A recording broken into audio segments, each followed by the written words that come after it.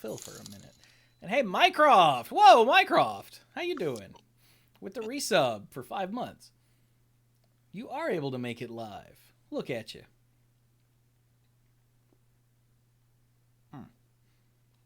And I went ahead and had my Star Crunch now, so I don't have to do it in the middle of the episode. Although we spent so long on the pre-show, I seem to have drank like half of my my drink for the episode, but it'll be fine. If I have to, I'll go drink. If I have to, I'll go grab more green tea. It'll be fine.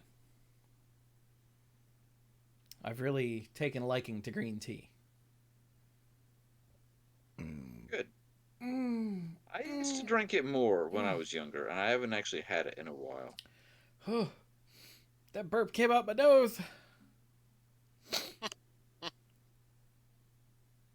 That is a thing that happens a lot more as I've gotten older, is burps come out my nose like all the time. Mm-hmm. And I don't remember it being frequent. Like, even just within the last few years, I don't remember it being a frequent thing. Interesting.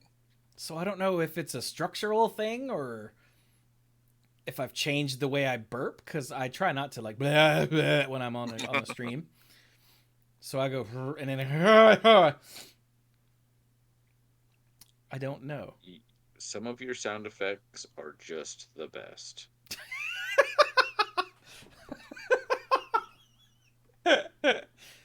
Thank you. I think. You're welcome, I'm pretty sure.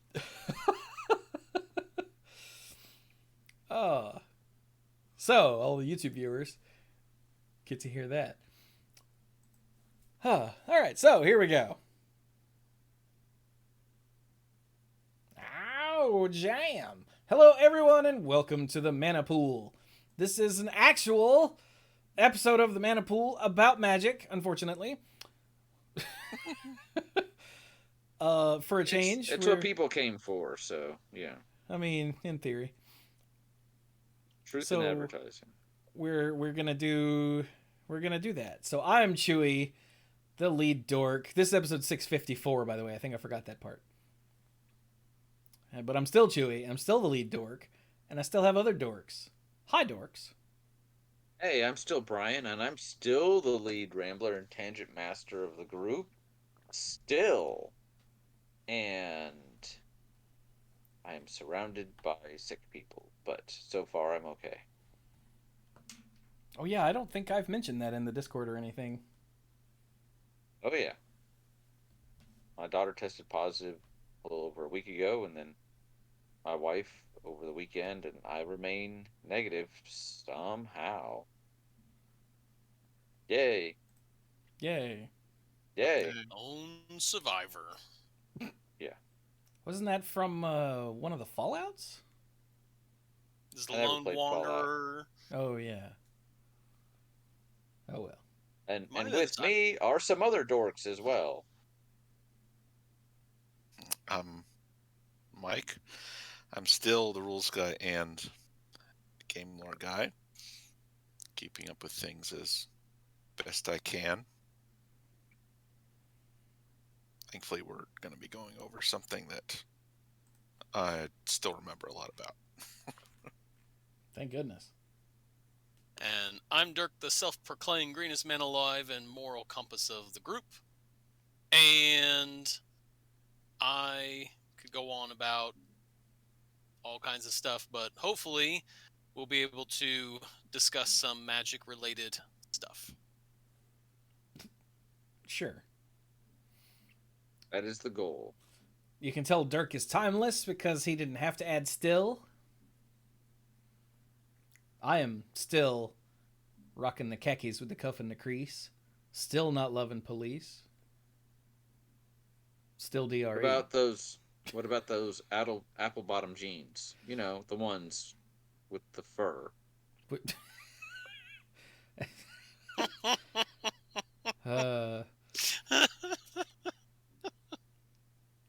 I think you'll find it was the boots with the fur. Yeah. Oh, that's right. Sorry. It's been a while since I've been to the club, so. That I believe. So, yes, on this episode, we are going to bring back one of the final editions. We're getting to the end of this, of Mythic Conscription. Mythic Conscription is where we go back to sets before there was a mythic rarity, look at all the rares, and try to determine which, if any, of those could have been mythic if mythic rarity was a thing that existed at the time. And for some sets, it's rough, and for other sets, it's rough for completely different reasons. So this time, we're doing Time Spiral, because it turns out there are only a few sets left that we have not mythically conscripted. We haven't done the Time Spiral block, and we haven't done the Lorwyn Shadowmoor block, and that's it, unless we're going to do any core sets, which we're not going to do all the core sets, but we might do one or two here and there. So yeah, we're down to the last handful of Mythic Conscriptions, because after bouncing around for a while, I got fed up because we could never remember what we had and hadn't done. So I made a list, and we've just been going through it in chronological order for the last however long since we made that decision. That was a wise decision. Yeah, and luckily I didn't lose it in the Great Hard Drive crash, so I was able to save the notepad file and find it again and be like, oh, it's Time Spiral and Lorwyn. Holy crap, that's all. So, I guess we should get to it, huh? Yes. So, Time Spiral was a weird set and was just a weird concept even to begin with. it really was. It had to be the worst possible time to be a new player, because Time Spiral was just all of the things just sort of vomited into a set. Yeah. And then there was the time shifted sheet on top of that, where there were old cards. That they would never be able to pull that off these days. I can't tell if you're saying this ironically or not. Okay, they would never be able to pull off the secrecy of it, I mean, because we found out about it at the pre-release. Yeah. Oh, I remember going to the pre-release, and the head judge was like, I don't know what they're doing over in Renton these days, but this is some weird stuff. And we were all like, wow, that's really cool. But we didn't know about it ahead of time. Yeah, like we found out about it before our pod. Yeah. Or our flight, I guess it was called, because there were other flights going on, and the judges were like, all right, you're going to find some cards with old borders. And we were like, I'm sorry, what? And the registration, the sheets we were given to register our decks, there was like, cards in the set, and then a separate area on the sheet with like blank spaces to fill in. Yeah, because they didn't want to even list like what the possibilities were. So yeah, these days, well, one, they wouldn't do that anyway, but two, they wouldn't be able to pull that off. But yeah, we are not talking about the time shifted sheet, because those had their own rarity of purple, because purple, and it was one per pack, so they're all essentially rares themselves. But we're not touching the time shifted sheet, because we've already done most of those cards in the previous Mythic Conscriptions. Yeah, the ones that mattered anyway. So yeah, but Time Spiral, they gave us such insanity as Split Second and Suspend, and just the most ridiculous smattering of keywords from across Magic's history. And so much of the art and flavor of the set were flavors of the cards were callbacks and references. Like, just looking at these first six, all of these are references to something. Like, often 2 or 3 things simultaneously. yeah. Like Angel's Grace, I'm not entirely sure about, but Necker Savant, Preacher, Nevinyrral's Disc, Mangara is just a character from flavor text, and Opal Guardian is It's the a reference to the opal enchantments from Urza Block and and Abbey Gargoyles from Abbey Homelands. Gargoyle. Yeah. Yeah, and there were several of those. Hey, here's 2 cards that you remember. I remember there was Smashed like a together. black common zombie giant or cyclops or something that was literally like the text of 2 cards put on top of each other. So, yeah.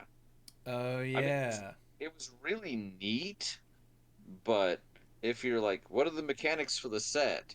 The mechanics article, other than the new mechanics like split second and suspend, would be like, all right, here's all the mechanics that are referenced. All the mechanics. And you're like, which ones? And you're like, no, Yeah. all of them. Like, when we're saying that flanking is in this set and shadow, you know we're going real deep on this one. So, but it was neat. It was kind of like it was one of the first really like, hey, here's to everybody that's been playing for the last, I guess at this point it was over 10 years. So like, here's for everybody that's been playing for the last 13 or 14 years. And it was like neat. Yeah. It's and also, but it's super weird because there are themes to the set, but there's a whole lot of just this is neat by itself. Like, I don't know how, you know what I mean? Oh, like, yeah. Yeah, the first Time Spiral, especially like Time Spiral itself, the first set in the block, because remember we had blocks back then, was essentially a good stuff set. Yeah. It's like, here's all this crazy crap, just get it in there. Mm-hmm. And I know Mike and I dug it because Mike and I were old school, and I think that the rest of our play group had been playing long enough to where like nothing was super insane. Like none of us were new players at this point. Yeah. I mean, I had been playing for like only 2 or 3 years at this point, and I was still, but because, you're hanging out, you're in college, I love to just look through Mike's old stuff binder and be like, this stuff is amazing. And then later I'll be like, that stuff was crap. But, which is not because it was Mike's. I'm just saying, we you had this opinion at the time if you hadn't been playing for more than 6 months of you see cards like Black Lotus and all that and some of the other standouts and you're like, wow, they did such busted stuff. And I'm looking through Mike's binder, I'm like, I don't know why this card is awesome, but it must be. And then later I'm like, oh yeah, Mike was like, no, that's not. And I don't even know what card I'm referring to, but you know what I mean. Just that phenomenon of the older stuff has to be cool and broken and all that sort of stuff. And later I'm like, oh, no. There were some good ones, but it kind of loses a little bit of the mystique after a while.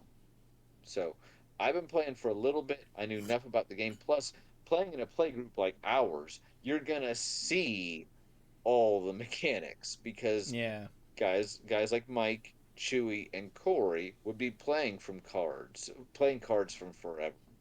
Um, like Corey's what was it, the Hermit Druid deck? That used all sorts of cards. So we've been exposed to these things. So I'm like, oh cool, it's buyback. I remember Capsize, yay. Or, oh, it's this mechanic from Ice Age, yeah. Yeah. So a lot of this is bizarre one-off nonsense that has never been seen before or since. Yeah. And a lot of it is not good. So So No, but okay, a lot of it is flashy though. Yeah, very. Okay, you were gonna say? There is one cycle we should probably just go ahead and mark as mythic. Yeah. And that's the ones with no cost? Yeah. There were 3 cycles I had down on my list that we need to talk about. The no cost to spend ones, Yeah. the split second ones, Yep. and the Magus ones. Yep. And I think, and we can have this discussion, the no cost cycle is mythic, and then the others are either not, or it's something where not every card in the cycle is mythic. But absolutely straight off. So why don't you tell them what you're talking about, since you brought it up? All right. So there was a cycle. Now, anyone who plays any kind of tournament Magic that isn't standard these days probably knows at least some of these cards. We've got Restore Balance, which is... Well, all of these cards have no mana cost. You cannot cast them from your hand. But they have a suspend cost. Mm-hmm. Which, okay, real quick. Suspend was like layaway. You pay the suspend cost, you exile it with time counters. And every turn, you would remove a counter. And when you remove the last counter, it would cast. And the more the more modern equivalent is what was that mechanic in the Norse set in Kaldheim? Foretell? Was it Foretell? Yes, Yeah. Foretell. But for Foretell, you paid a set cost immediately, and they didn't know what you were suspending or foretelling, and then later you paid more. And I get this. Whereas with suspend, the amount you paid up front varied greatly, and they could see what you were doing. But then once you did that, you didn't pay an additional cost. You'd get the card later. You've already paid what you need to pay. Yeah. So, although they can see it coming. Yeah. So, yeah. We've got... Now, I don't know if these would be mythic on power level necessarily, but I think they would have been mythic for marketing purposes. I think they would have been... And they are all callbacks to extremely iconic cards. Like we just said not even 5 minutes ago, there's all sorts of references to a lot of previous cards, and some of those cards are very obscure. These cards that this cycle is referencing were not obscure. Not so much, no. No. So, Restore Balance is balance, but it takes 6 turns. Ancestral Vision is Ancestral Recall. Draw 3 cards for a single blue, but it takes 4 turns. Which Ancestral Recall was one of the Power 9, and spoiler alert, Ancestral Vision has seen a lot of play. So yeah. Yep. Living End is Living Death, but it takes 3 turns. Mm-hmm. I've forgotten the red one. Hang on, where is it? It's the Wheel. Fate. Wheel of Fate is Wheel of Best Fortune. one. But it takes 4 cards. I'm real partial to that one. He is. And then the Hypergenesis, weirdly enough, is Eureka? Is that the name of the card? Is it Eureka or Show and Tell? I think it's Eureka. Which Eureka was Show a and green Tell was card, blue. So yeah. Yeah. Did we lose Mike? Uh-oh. Mike? Seems that way. Either that or... Well, because when I said, was it Eureka, and Mike didn't respond, I immediately just assumed that I lost Mike. Yeah. Because, it's Mike. Huh. And Mike knows Eureka. Mike has played Eureka, so... Oh, Mike just texted... What? Type in the chat, you goober. Don't text me. No, that wasn't a text. He put it in our Google chat. Put it in the Discord chat, you goober. But he can hear us, apparently. Okay. That's awkward. Oh, and there is one other card in this cycle. It's colorless.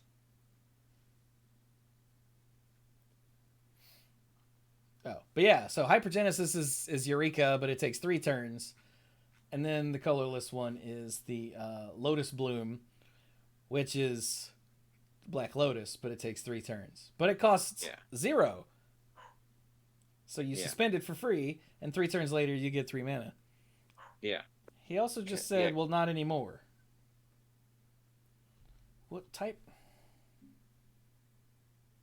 Oh, the computer locked up.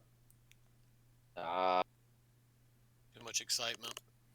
I guess so, yeah. Okay, well, Mike will Yeah. be back. Yep. But so you were saying you think this cycle is mythic? Yeah, because they're callbacks to all of the old insanely powerful cards, which all of the 5-6 cards that we just rattled off are somewhat insanely powerful. And the fact that, they're cheap to cast, it just takes time. Yeah. So it's a mechanic from the set that is brand new and fancy, and they're going to want to push it. And they're callbacks to powerful cards. It just feels like they would have made these mythic just automatically. I agree. I think it makes sense from a power perspective for the most part.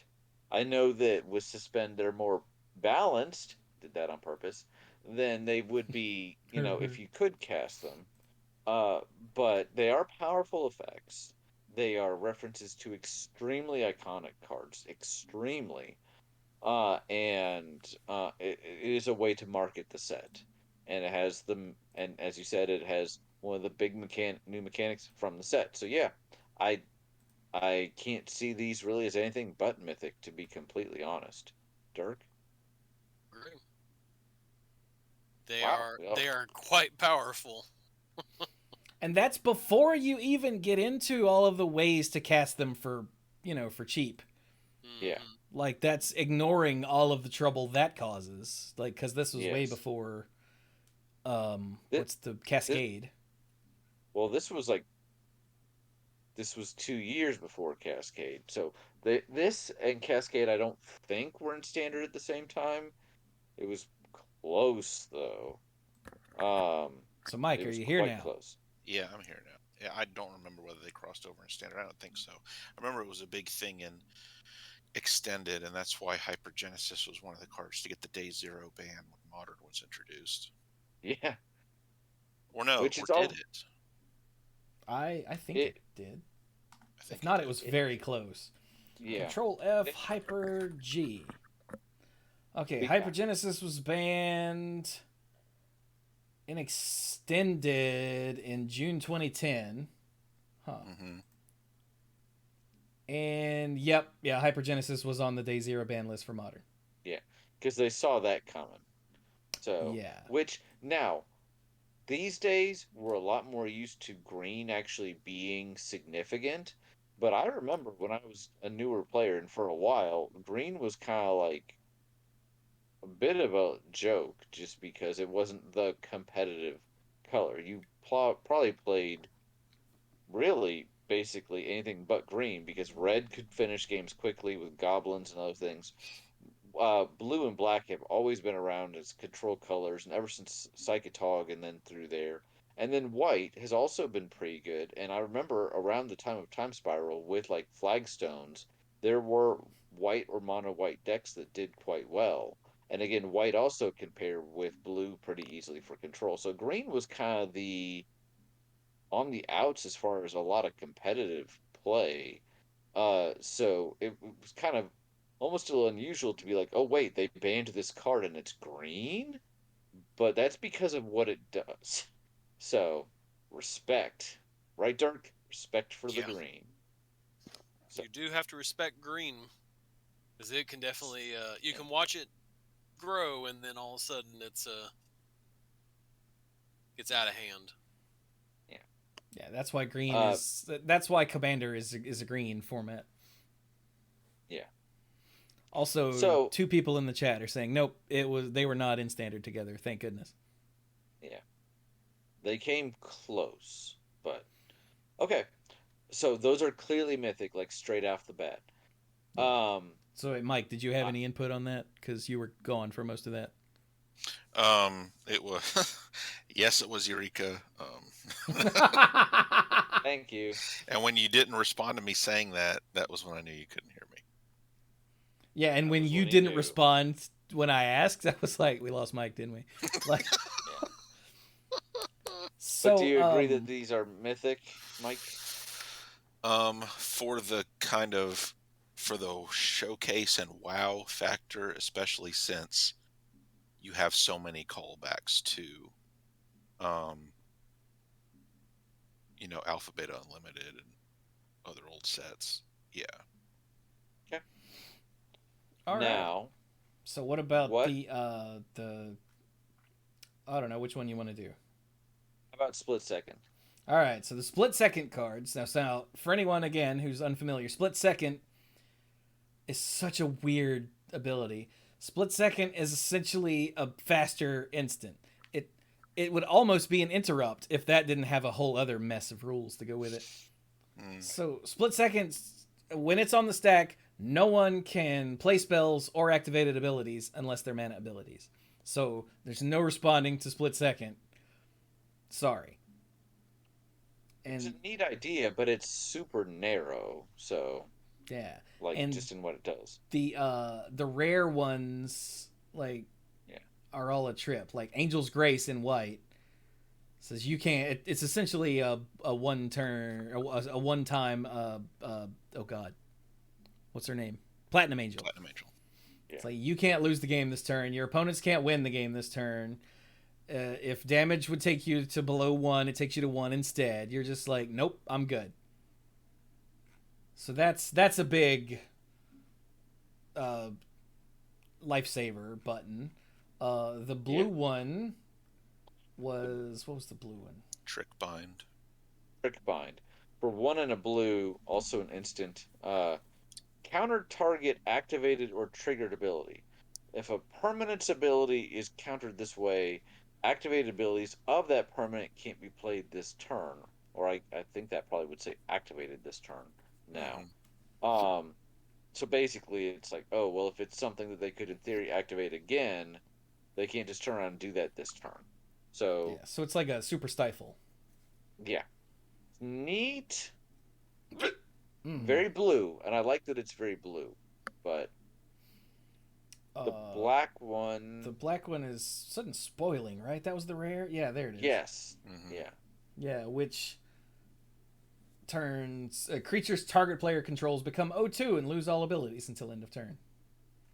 Nice and simple, but big. Yeah. Super awesome for limited. Like, as someone that drafted this set quite a bit, I was like, yes. So. Yeah. Word of Seizing is a split second threaten. Yep. And.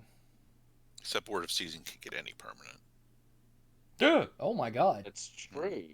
Which is also why it costs 5. So. I always forget that part.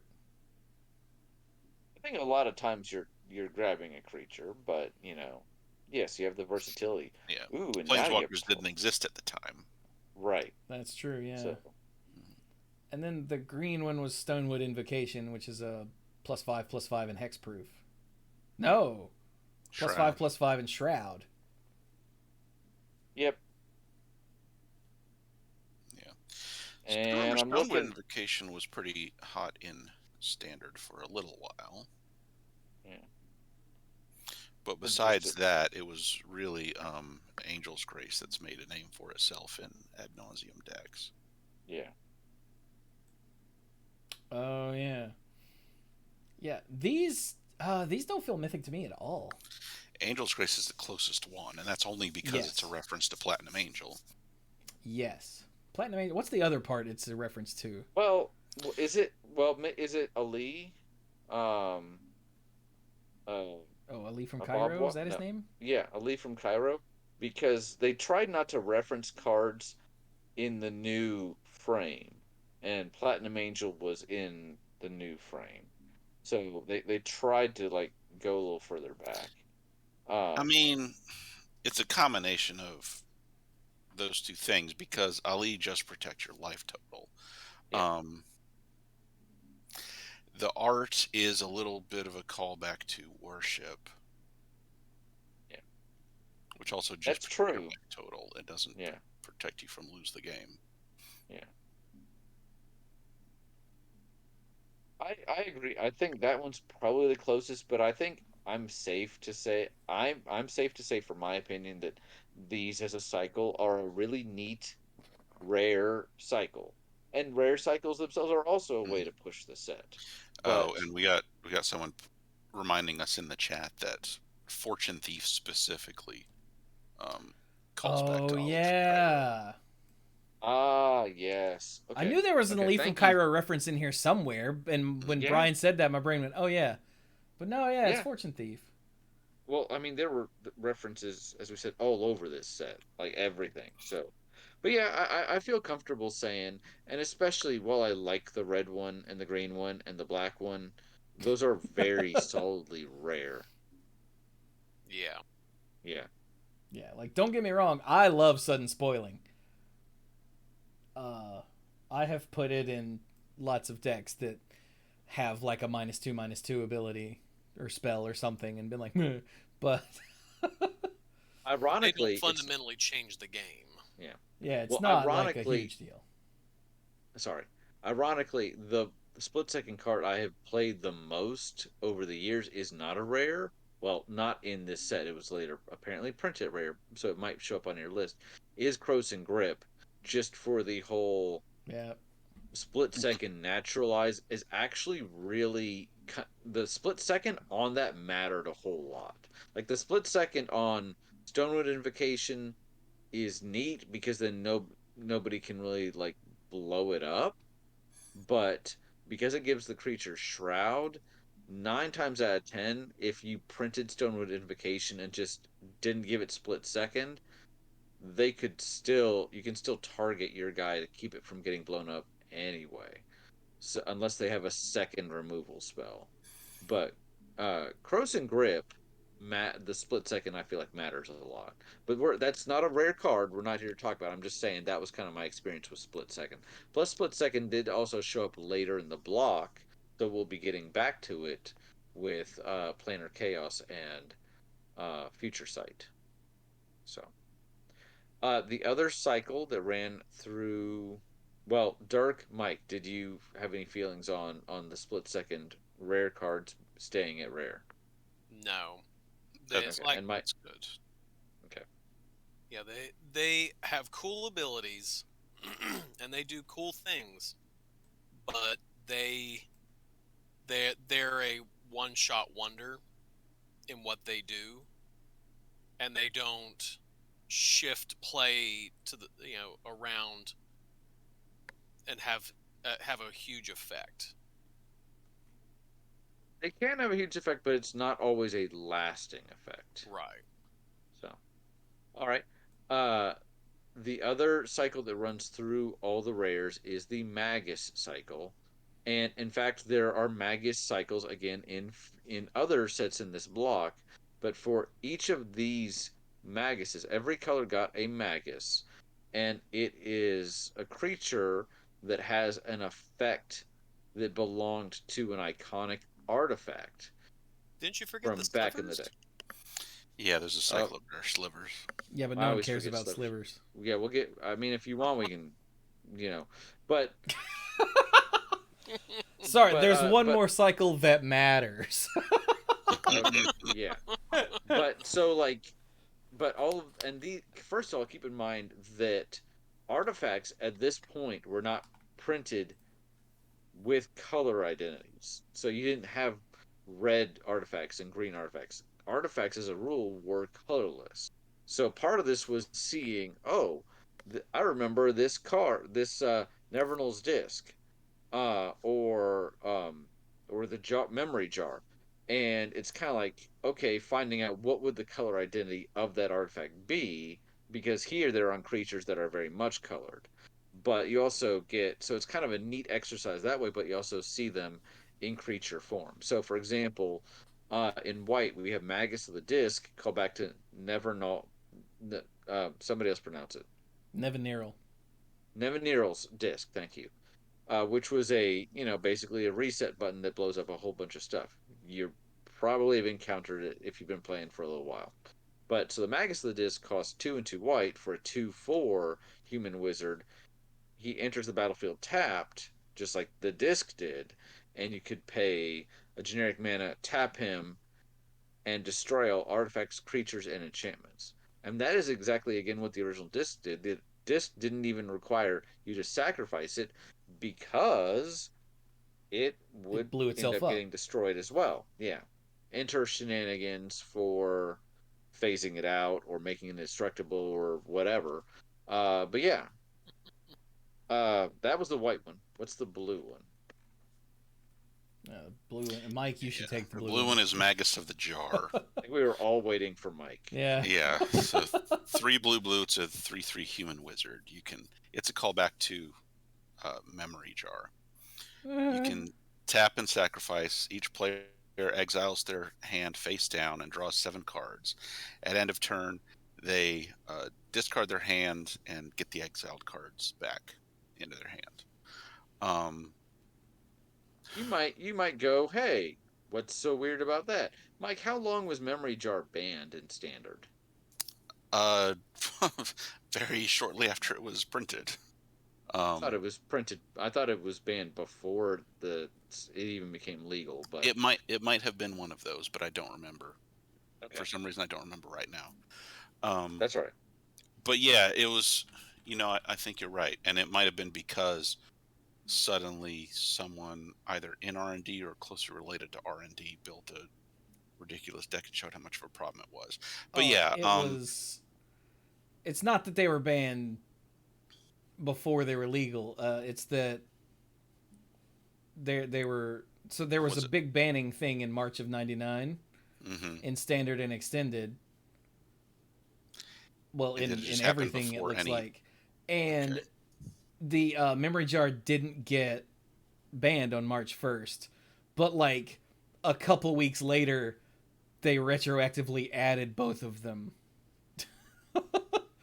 to the standard. So this was back when you have to understand, listeners that aren't old, this was back when bannings happened like on very strictly regimented schedules.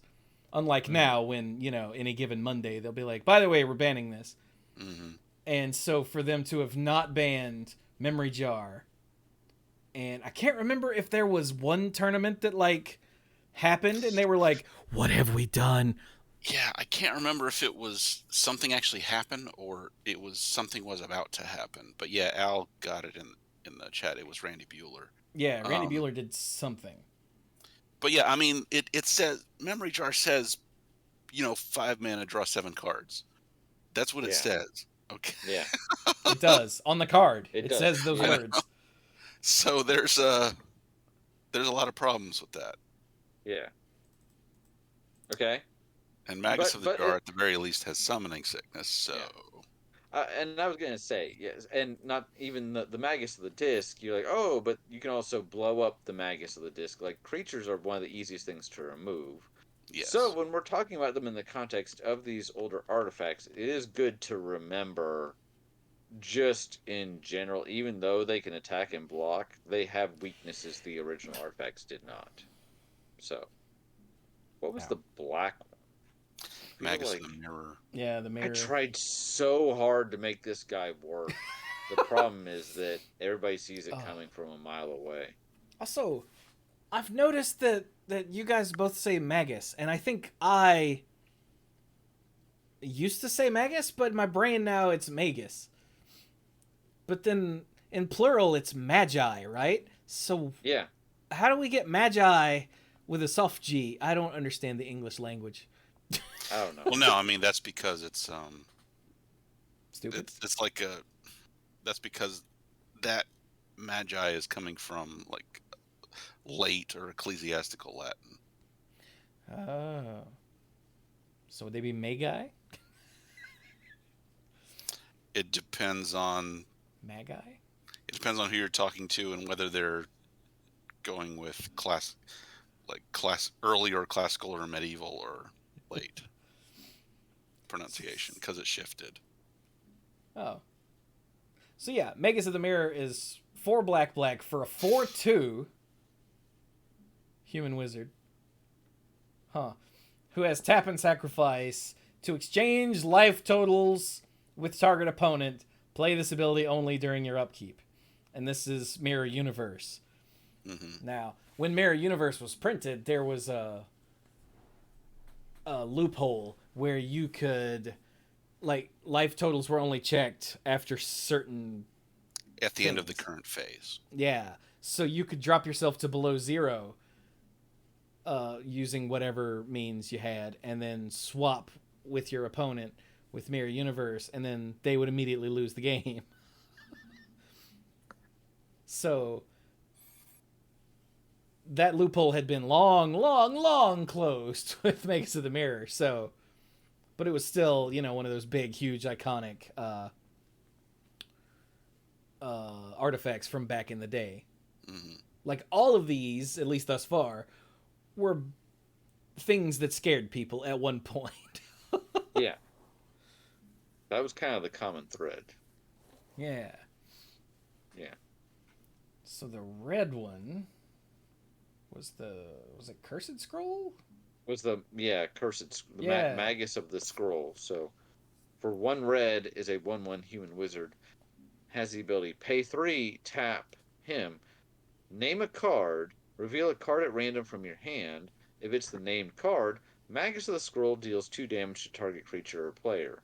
Well, this makes perfect sense for red because you're probably gonna run through the lightning bolts in your hand and then name whatever is left in your hand and then keep. It's a source of repeatable shocks. So, Mm-hmm. kind of crazy. Yeah, and the design of Cursed Scroll, for some reason I can't remember if it was in Tempest or Stronghold or Exodus, but it was in Tempest block. The design of Cursed Scroll was intended to be, a cheap way to deal repeatable damage, but you don't know whether it's going to work every time. Well, no, in the real world, people just got themselves down to 1 card in hand, so it was guaranteed to do damage every time. Yeah. Yeah. Yeah. And then Dirk, Gee. the green one? I wonder which card is in my hand. Take 2. Magus of the Candelabra.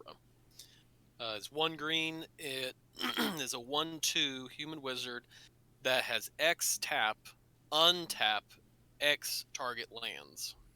Yeah, and this is Candelabra of Tawnos? Yes. Thanos, yeah. So you would And tap everything to add total mana, and then you would. Well, How did this ideally, work? you would have Yeah, you sources make that- more like- mana with lands that make more than 1 mana. yeah. Yeah. So like you're- Urza's Factory, the Urza lands, Okay, gotcha. or Mirari's Wake, basically. Yeah, Yeah. or High Tide or High Tide, High yeah. Tide. is the usual way. Like if all of your lands produce 2 mana, then you tap them all, use half of that to untap them all, and then tap them all again, and you've just netted, 3x your number of lands. Yeah, like set, another, yeah. So yeah, Dirk and I teamed up for a 2-headed giant tournament, and ah, in 1 round, our opponents. So one of them had Magus of the Candelabra, the other one tapped some lands. The first one used the Magus to untap those lands, and then the second player dropped a Kaervek on us on turn 4. Yeah. yeah. That you- I yeah. remember the story.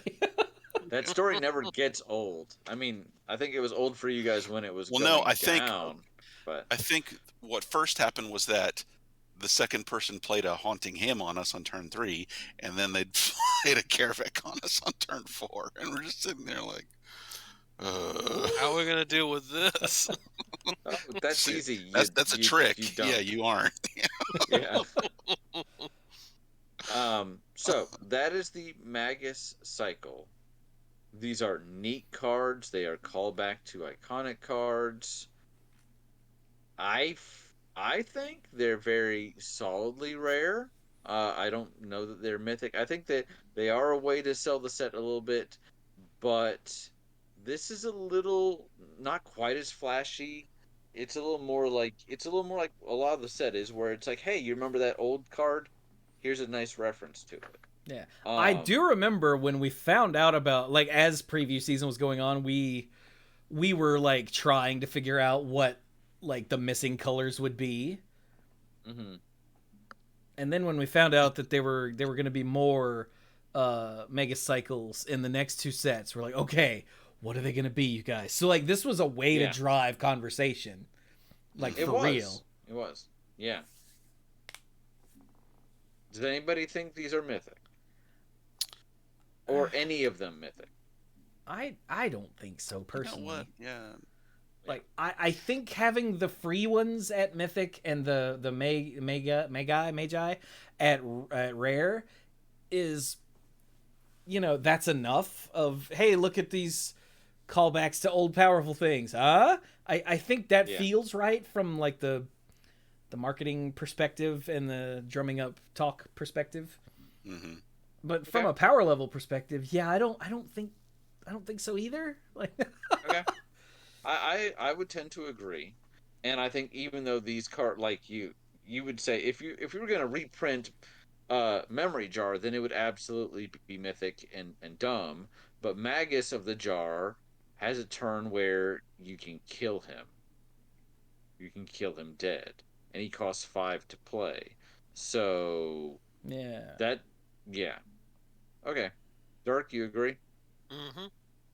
Okay. Dirk, They you do meant cool things, but not again overpower. Not something that you're going. This Not is something that you're coughing at. nothing that you it hits the board and you go and everything. I see what you did there. but so those are rare.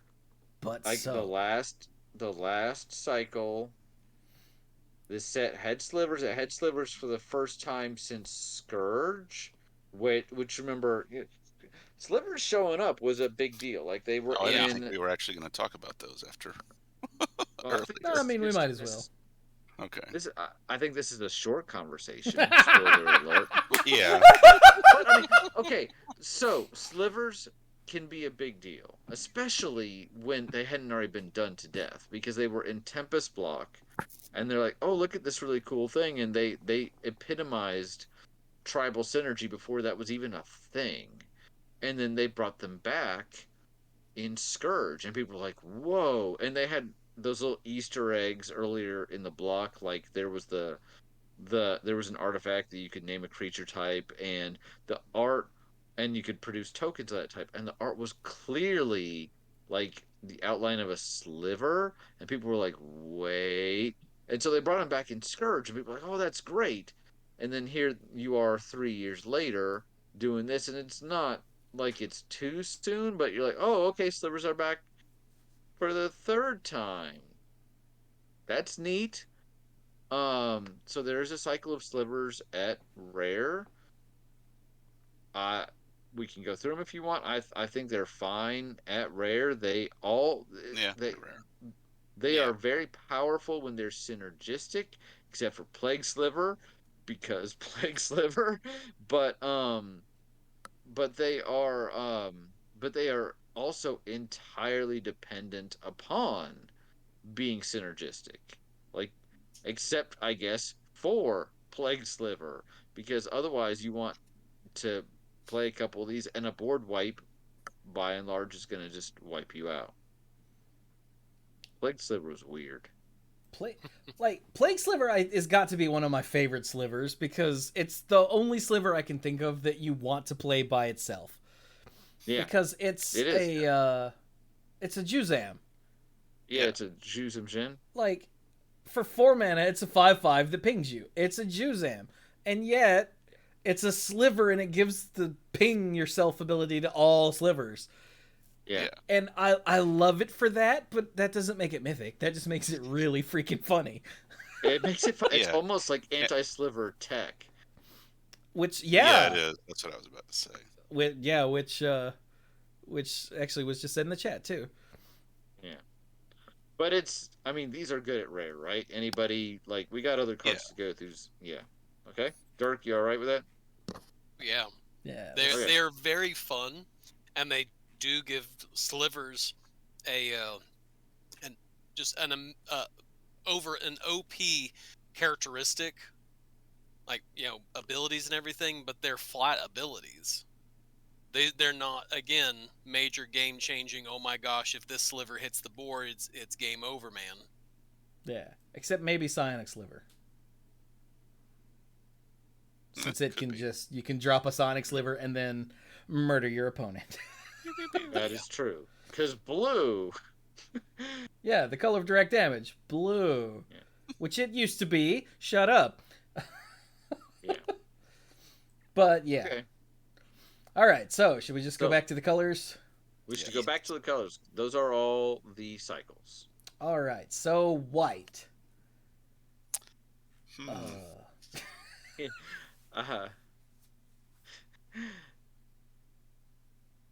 Yeah, I mean, Paladin.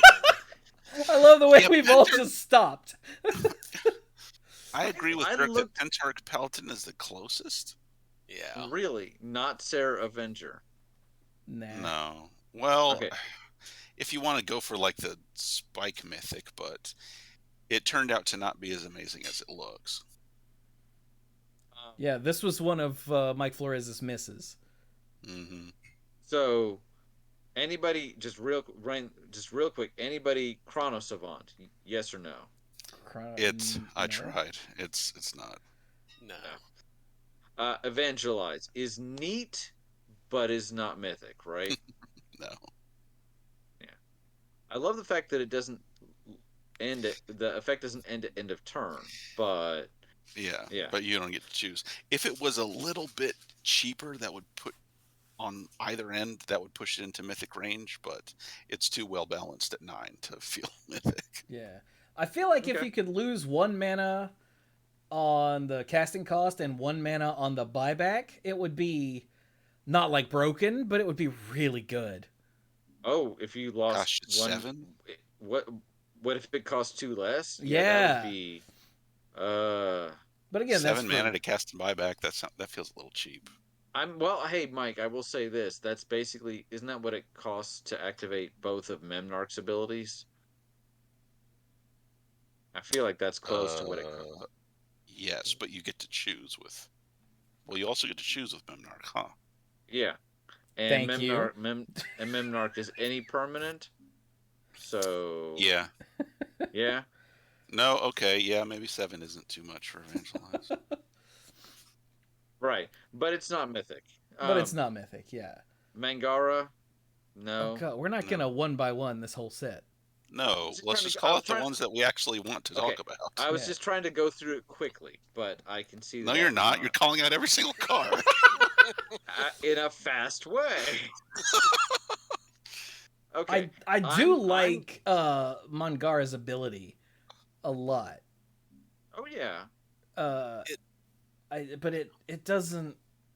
Plus, it's got the neat legendary creature and the old callback to where if you know you know, but yeah, no, not mythic. One of the themes for the set was, hey, what if so and so legendary creature was brought through a time warp into the present, and you have the little the storm in the background that kind of shows, oh wait, she's here and she wasn't originally here, so it's a little bit of like a what if kind of episode. But I mean it's a removal spell basically. Yeah. So Pentax that Paladin, Amber you Prison? say? Pentax Yeah. Paladin. What about it, Dirk? Yeah. Well, What it's- about it? It's a bit of expense. It's a bit expensive because it's 2 and 3 white for a 3/3 knight, but it has flanking, so that means it has its own little defense and everything. But it's that when it enters the battlefield, you choose a color, and for 2 white and tap, you can destroy anything of that color, which means you play a person who's running a black deck, or black is their main color. You throw him down, you'd be like, pick black. Then you have another opponent, or you bounce him back, and then you put him down again, and you'd be like, we're gonna go blue this time. What is He this? has that versatility. What is this a reference to? The destroy target permanent part.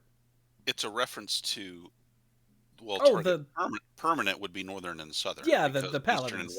Eastern and western could only do creatures. Yeah. Yeah. And then the Pentarch thing was a Pentarch something or other. Yeah. I can't But remember. here's the thing with him. He doesn't get protection from the chosen color. So you could just be paying And neither 5 did the and others. saying... What's that? Neither did the others.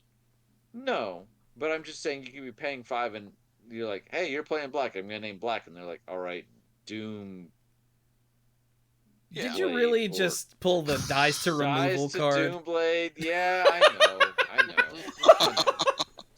See, for me, the mythic essence of it is because of the excitement that was tied into knowing about and possibly getting to use those other paladins way back then. Early Magic used to have like really strong color hosers, and when they were good, they were very good. And just imagine being a kid in 95, 96, 97 and finding out about the existence of Northern Paladins. You can finally show your friend who plays that stupid, frustrating black deck what's for. And then maybe some years later you find out about the existence of Southern Paladin, and you're like, wow, there's another one. I gotta get one of those too. It's so awesome. If you know all that and you're still playing around Urza Saga and you find out about the Eastern and Western Paladins, you're like, oh my god, where's the fifth one who can hit blue things? But it's No, really, where's the remembering blue that one? excitement. It's remembering that excitement factor from back in the day that makes me feel like Pentarch Paladin has that callback to that same excitement. I'm not going to fight you too hard on this one. I don't know that for me it really struck the same chord, but I want to remind you that I was the one that played the darkest night deck. What is that? Is that Darkest Night? I feel like that's a Darkest Green Line Hour. version. Darkest Hour, thank you. That was me. I was that guy. So trust me, I get where you're coming from. I just didn't know if it quite had enough of that like special sauce or whatever, Yeah, I mean 5 is a lot different than 4 in terms of casting it. That's a meaningful difference. And I'm not trying to be the dice to removal guy. I'm just saying like when you're paying 5 for it, and then you have to turn around and it better be good. wait for a turn. So I was more partial on this list to Sarah Avenger because it's a 3/3 flyer for 2 with a really unique restriction in that it can't be cast during your first, second, or third turn to keep you from dropping it on turn 2. But it's evocative of Sarah Angel, which unfortunately has been outclassed, but was still like the iconic white flyer for most of Magic's history. And oh look, here's a callback to that in this super tight, efficient creature. But I get where you're coming with this whole spike element. I just thought it was more neat personally, but I think that this is where it gets a little subjective. So ultimately, I'm probably fine with either. See, I think there's. Go ahead. Both of them feel good, but not. Again, I would not consider either one of them to be mythic. I thought the Paladin was closer to it just because, again, it has the versatility. It's got a little bit of defense to itself, like where it can protect itself. Plus, it's customizable. Yeah, Yeah. but again, 5 is a lot Okay. to do all that. So it sounds like we're all kind of like there's There's not some another one. right there, Yeah. but not mythic. Yeah. Yeah, we restore balance definitely. The rest of white can get a little close, but okay. But Chewy, what do you think? Yeah, I don't see, at least back then, the Sarah Avenger being mythic, like, just because it's, you know, small and cheap and aggressive, and that's back when Wizards cared, and they didn't want the tournament staples to all be mythic. So, Uh, so I can see that not doing that. okay. Pentax Paladin, I understand the nostalgia angle that Mike's taking. I don't know if that would translate to the card as printed, though. Like, to be mythic. I vote for Tivadar of Thorn just because, you know, kill all the goblins. Not really, though. Yeah, the rest of white is kind of whatever. But it's getting late and we've done one color. So let's just move on. Let's move to blue then. So blue, I actually go ahead, please. Oh, I was about to say probably the same thing you are. Blue has a lot more things that are higher on the Contenders. list of possibilities. Yeah, blue has a lot more meat. Like, So I'm pretty sure Teferi's mythic, right? The Yeah, fairy there's- right there at yeah. the list. there's no way. There's no way he's not. There's no way Teferi is not. If he 'Cause- hits the board, it very much shifts the game. Yeah, Yeah. and he was a big character return. Yeah, And And like it Dirk was- said, what the card Mhm. itself does is completely ridiculous. and it was the first time he actually got portrayed on a card, like not just the art, but like actually the first time Teferi got a card. So just real quick, Teferi, Mage of Zafir, Zafir. I'm never sure how you pronounce Well, it. there's an L in there, Um, so you were wrong both times. Teferi, Mage of that place. For 2 and 3 blue, he's a 3/4 legendary human wizard. He has Flash, which by the way, Flash had reminder text because this was the first set that Flash was in as a keyword. Wait, really? Are Holy crap, I'd forgotten that. you sure? Is that right? Could be. I'll keep going while someone fact checks me. Creature cards you own that aren't on the battlefield have Flash. I'm not working with Oracle text. Each opponent can cast spells only anytime he or she could cast a sorcery. So basically everything. So you can keep casting stuff whenever, but now they're slowed to sorcery speed, which means you can counter all their stuff, and they can't counter yours. Yeah. And this was back when the legendary rule meant that there could only be one Teferi in play. So usually the first person to land a Teferi, especially in a mirror match, did really well. I also like the flavor text. To save this plane, he must forsake all others, because he actually lost his spark.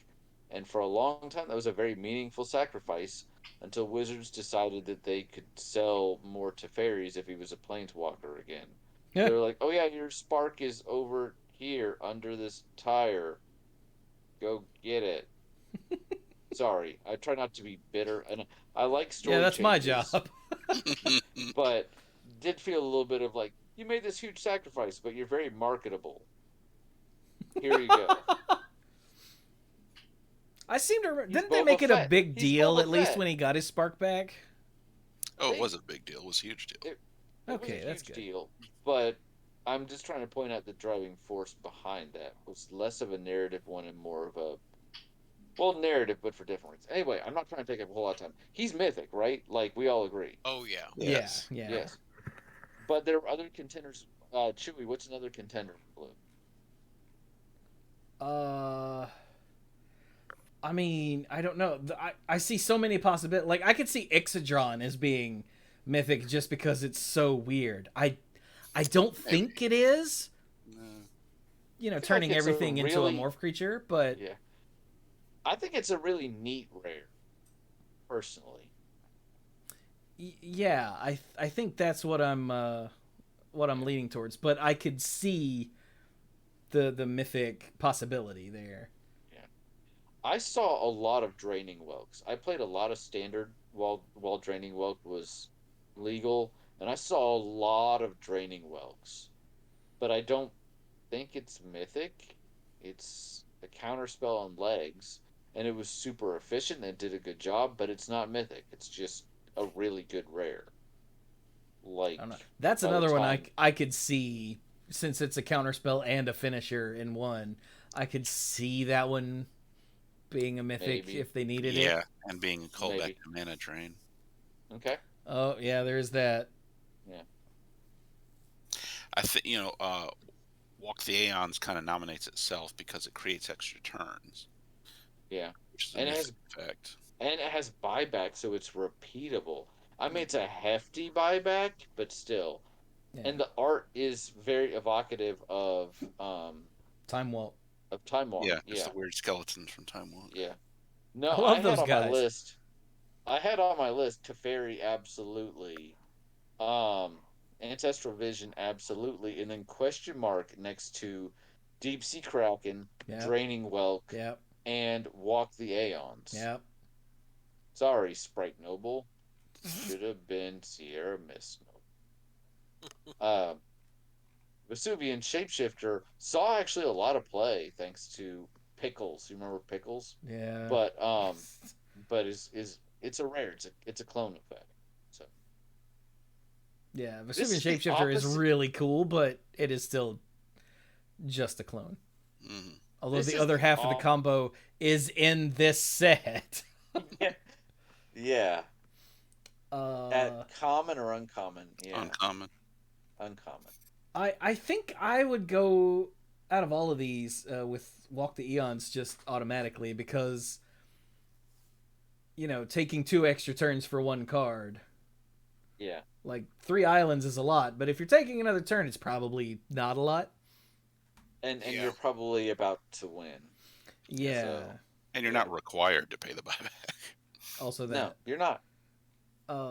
Deep Sea Kraken, yeah. I think my nostalgia for it is colored because we played it a lot in our big roundtable games, because if you suspend a Deep Sea Kraken, you're gonna get it. If not next turn, then definitely the next turn.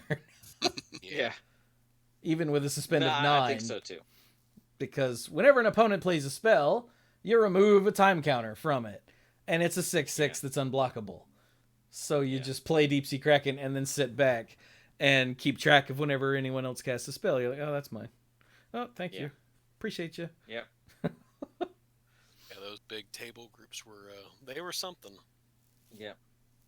This is like the opposite of white, where we're all like, now we're all like this and this and this and this. So Yeah. so definitely Teferi, definitely Ancestral Vision, and I think we're probably all on board with Walk the Aeons with a look at Draining Whelk over there, but too many other contenders, right? Mhm.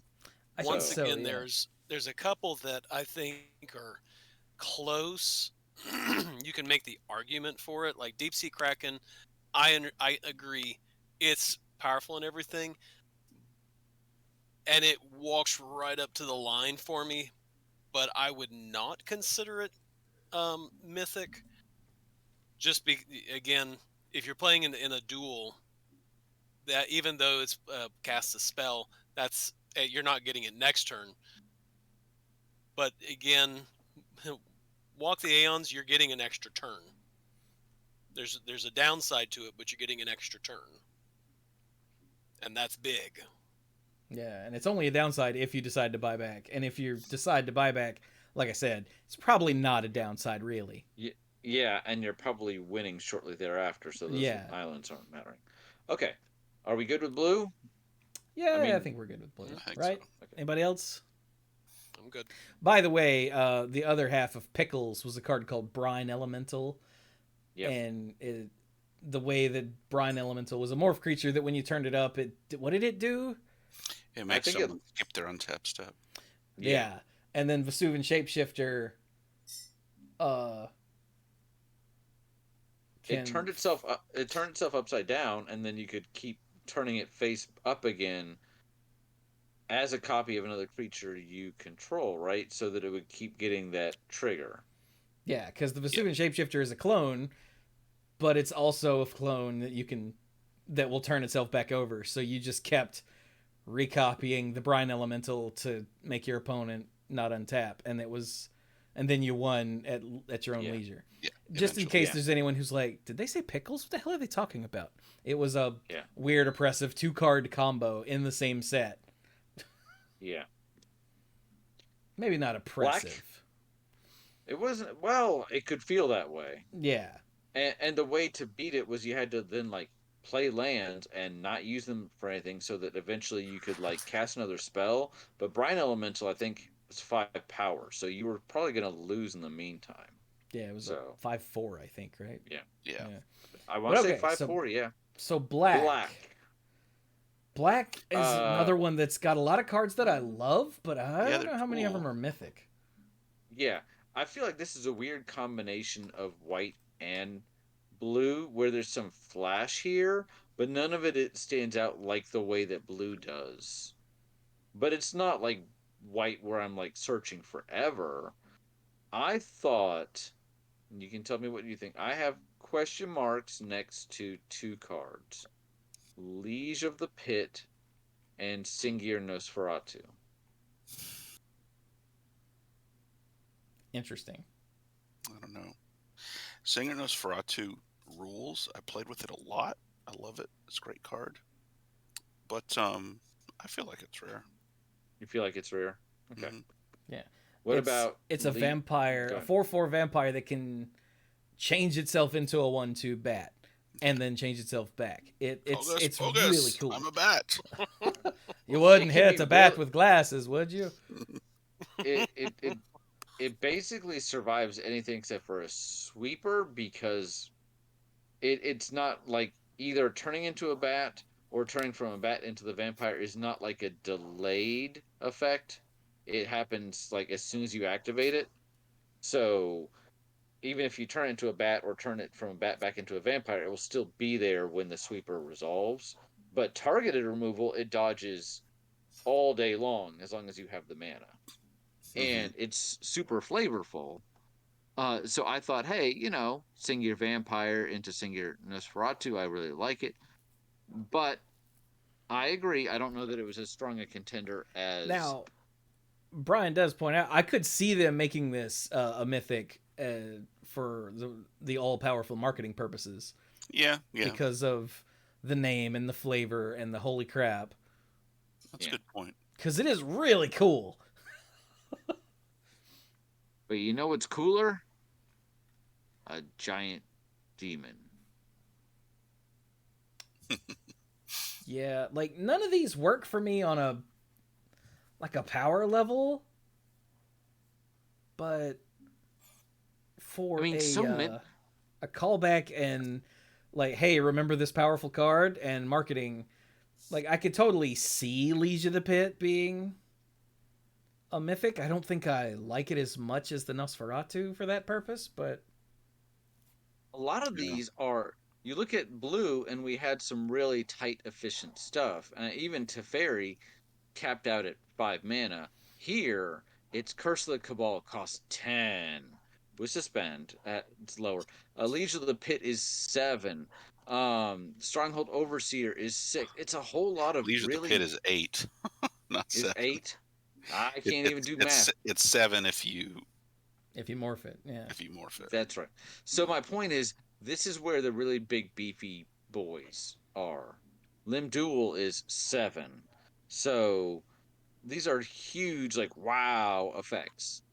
But they're not all going to be mythic, and some are certainly a little more interesting than others. See, I think Limb Duel could be it, because I was just thinking that. Of the, repeatable stealing your opponent's creatures that die. That's definitely that's a possibility. It's hella expensive. To To get started, yeah. to get Paying started. 7 mana for a 4/4 that doesn't do anything to the board. But after that, it just asks for 2 mana every time an opponent's creature dies to get it. Yeah. And the creature gets turned into a zombie, so you can use that last ability to regenerate it, so you can keep it around. Yeah. And unlike, say, Chainer, who makes, nightmares of things, if Limdul dies, you still keep the stuff. Yeah. Yeah, I Yeah, remember. I vaguely remembered Limdul and what he did, and I saw the wall of text, and I was like, and I saw the 7 cost, and I went, nah. But now that I read it again, just as Mike started to say that, and yeah. Also, Limdul was a huge name from the early days of Magic. Mhm. That's true. You know what? Kind of in a way like Teferi, although not the same name recognition, but I think I'm gonna get behind Limdul as a pretty solid one from Black. Yeah. Like, Curse of the Cabal is a weird black rare. Yeah, it reads well, but it does not work well. Yeah. Demonic Collusion is... it's just a tutor. Yeah. It's a tutor with buyback, but it also costs 5. So it's not a bad card at all. It's fine is exactly what it is. Yeah.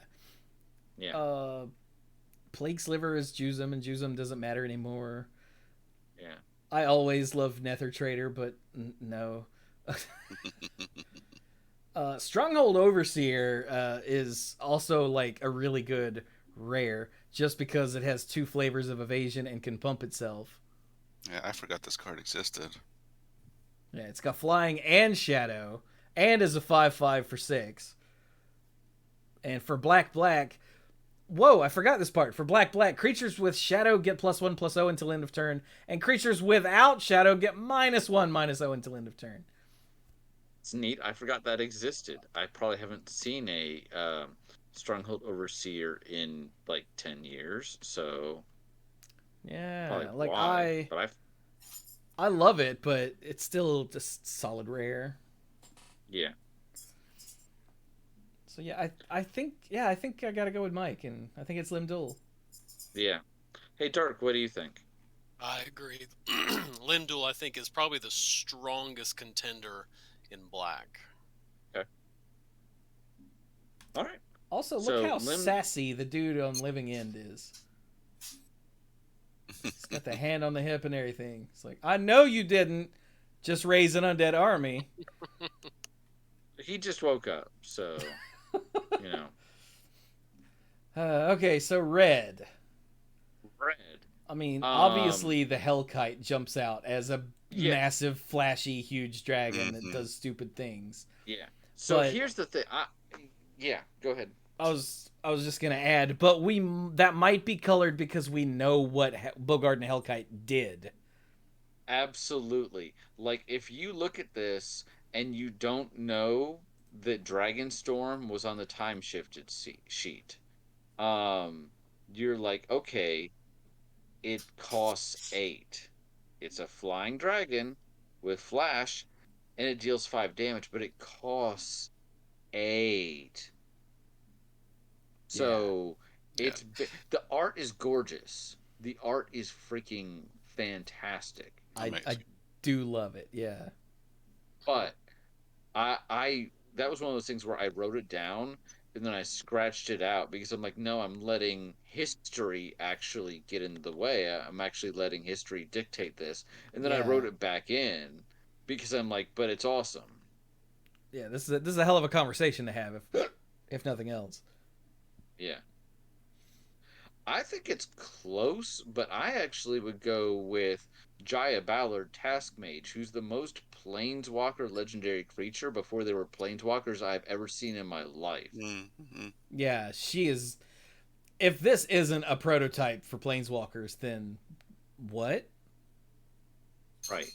Which there was a time when Planeswalkers were possibly going to be in Future Sight, the last set of this block. Yeah. And they didn't do it. Yeah. They had trouble figuring it out. Yeah, the they couldn't designs get they it. had come up with wasn't quite right. They ended up But- reusing ideas from that original design for sagas.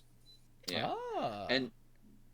And now here we are years later, and actually the last time we went to Dominaria, they brought Jaya Ballard as a planeswalker forward, and it turned out she's still alive because, again, marketable bases, I guess. I mean, Jai's one of the old school planeswalkers, though, right? Yeah, Yeah. with quotes showing up in flavor text all over the place. Yeah, and she was a pre-mending planeswalker, yes. So Yeah. And I think this is supposed to be like an earlier version of her, maybe? it is like, oh yeah, Well, no, they just didn't have planeswalkers yet, so it doesn't matter when this version of her is. I'll be all right. But yeah, I think this is the easy one in this color. yeah. It's extreme. You want to talk about recognition? Anybody that's playing the game for a while, you're like, wait, where have I heard that name before? And you go back to your collection, you're like, oh yeah, she's quoted here, and here, and here. And if you know anything about the lore, you're like, oh my god, it's Jaya Ballard. But it's also, I mean, this is a Swiss Army knife, Mhm. you know. Yeah, Of she's stuff. a what's destroy target blue permanent? Well, okay. So it's half of Red Elemental Blast, because including the other half that could also counter blue spells, that would just make Yeah, that would be busted. yeah. That would be- I couldn't Yeah. remember if there was some other card that said destroy target blue permanent or if it was just the half of the I guess The Active red. Volcano, but Active Volcano could also bounce a mountain. yeah. And then she's got Sorry. her incinerate, Yeah. and Inferno is her, for lack of a better term, her limit break. Yes. Yeah. So, Yeah. which are all cards that she had flavor text on, right? Yes. I think so. Yeah. That's insane. 'Cause they really well, wait went. a minute. Inferno? It must have been some other printing of Inferno besides the one in the dark, because I don't think the dark printing of Inferno had a quote from her. Well, no, I don't think she was around yet. She didn't show up till Ice Age, did she? Yeah, that would have just been a couple sets down the road. But yeah. So we all agree on Jaya, and then there's the question mark next to Bogard and Hellkite, which I don't know that we can get past the history of this card. Yeah. It's because Dragonstorm was a thing. Like, this was how people won.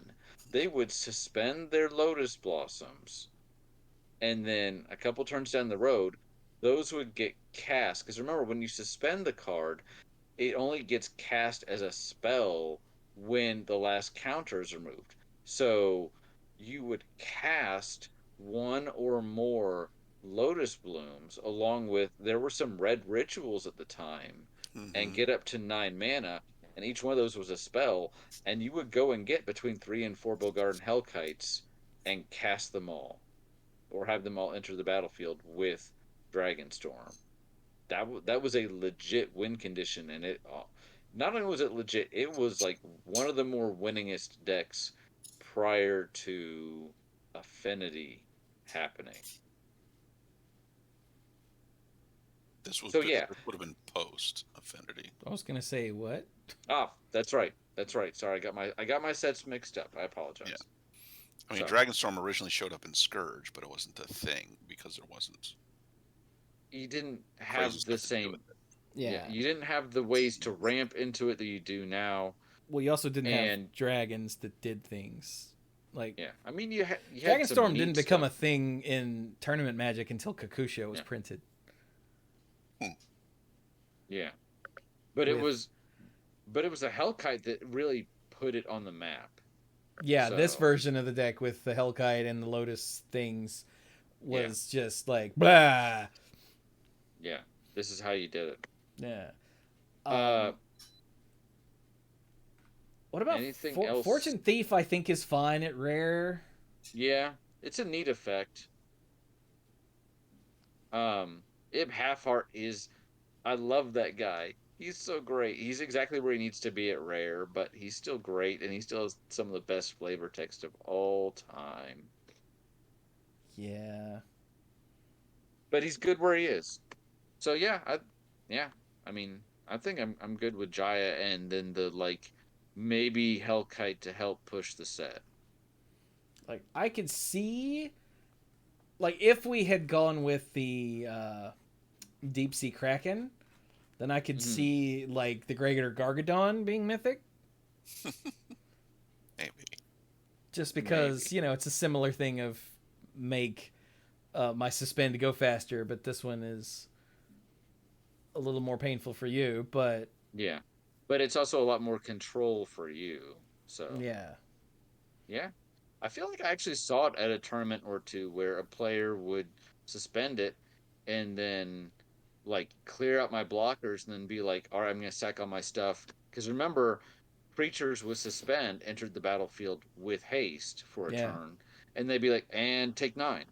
So, it was not played to the same extent as Hellkite or anything, but it was around. I seem to remember running up against one in Limited where they had a Sprout Swarm. Ooh. Yeah. So for anyone that doesn't know, by the way, it's a 9/7 that costs 9 in a red, or it suspends for 10 turns in a single red, and you can sacrifice an artifact, a creature, or a land to remove a time counter. So just they would make a bunch of Sprout Swarm tokens, and if I managed to stabilize without killing them, they would suspend the Greater Gargadon and grin at me, and I'd be like, And anytime I would try to kill anything, they would sack it to the Greater Gargadon, and then there was a 9/7 looking at me, and I was like, I think when I was in grad school, Bill built a deck where Greater Gargadon was like a sacrifice outlet to support Balancing Act or something like that. That's hilarious. That's really interesting. But yeah. And hey, when everybody else has no stuff, you have a 9/7. It's true. Anything else in red, or are we good to keep moving? Yeah, the other two big characters are Ib Halfheart, like you mentioned, and Norin the Wary. But like Norin the Wary is purely here as a joke, I think. He's like putting Dan in Street Fighter, you know. Yeah. So he started showing up in like Commander, and I was like, and I think for like enters the battlefield triggers. Yeah. Oh yeah, there's plenty you can do with him, but you have to come up with all that yourself. Yeah. Yeah. So yeah, I think we're good with red. Dirk, you good with red? Oh yeah. Yeah. Also, for those of you watching the video version, ignore Ancient Grudge and Grape Shot. They were from the Strixhaven Mystical Archive, whatever, and a secret lair drop. Somehow that counts as being a myth, a rare these days. I don't. All right, so green. Green, I had a hard time with beyond Hypergenesis. Yeah, I don't know. I have fond memories of using Spectral Force. When Spectral Force works, it's hilarious. But when it doesn't work, it's so stupid. Yeah, basically, there's no halfway with Spectral Force. Because it's an 8/8 with trample for 5. But when it attacks, if defending player controls no black permanents, then it doesn't untap during your next untap step. So you only get to use it every other turn if they're not playing black. Yeah. And I mean, I have used it against opponents where they didn't have any black, and I only got to use it every other turn, and it still did fine, but it is a lot more limited that way. Yeah. So it's it's fun as a rare. I just think it's hilarious. Oh, it's absolutely fine as a rare. I'm just letting you know, I had a hard time in green, so I'm gonna kind of be quiet for a little bit for once and let you guys kind of take the lead on this one. I'm gonna let Dark take the lead on this one. What was that? That's me going. Because I'm. Dark, it's green. But the problem is that everything that's here is solidly a rare. Like Worm Calling. It really is. Worm Calling is good. Love worm calling. But that's a rare. I use worm calling a lot in green decks. Verdant Embrace is a great card, but that's definitely a rare. I think Verdant Embrace is the closest of all of them, but not quite there yet. Yeah, it's the there have been some colors was like, okay, there's a handful of good rares, and then some like I'm second guessing if that even is a good rare. But Like, there's solid stuff here, but it's not mythic. yeah.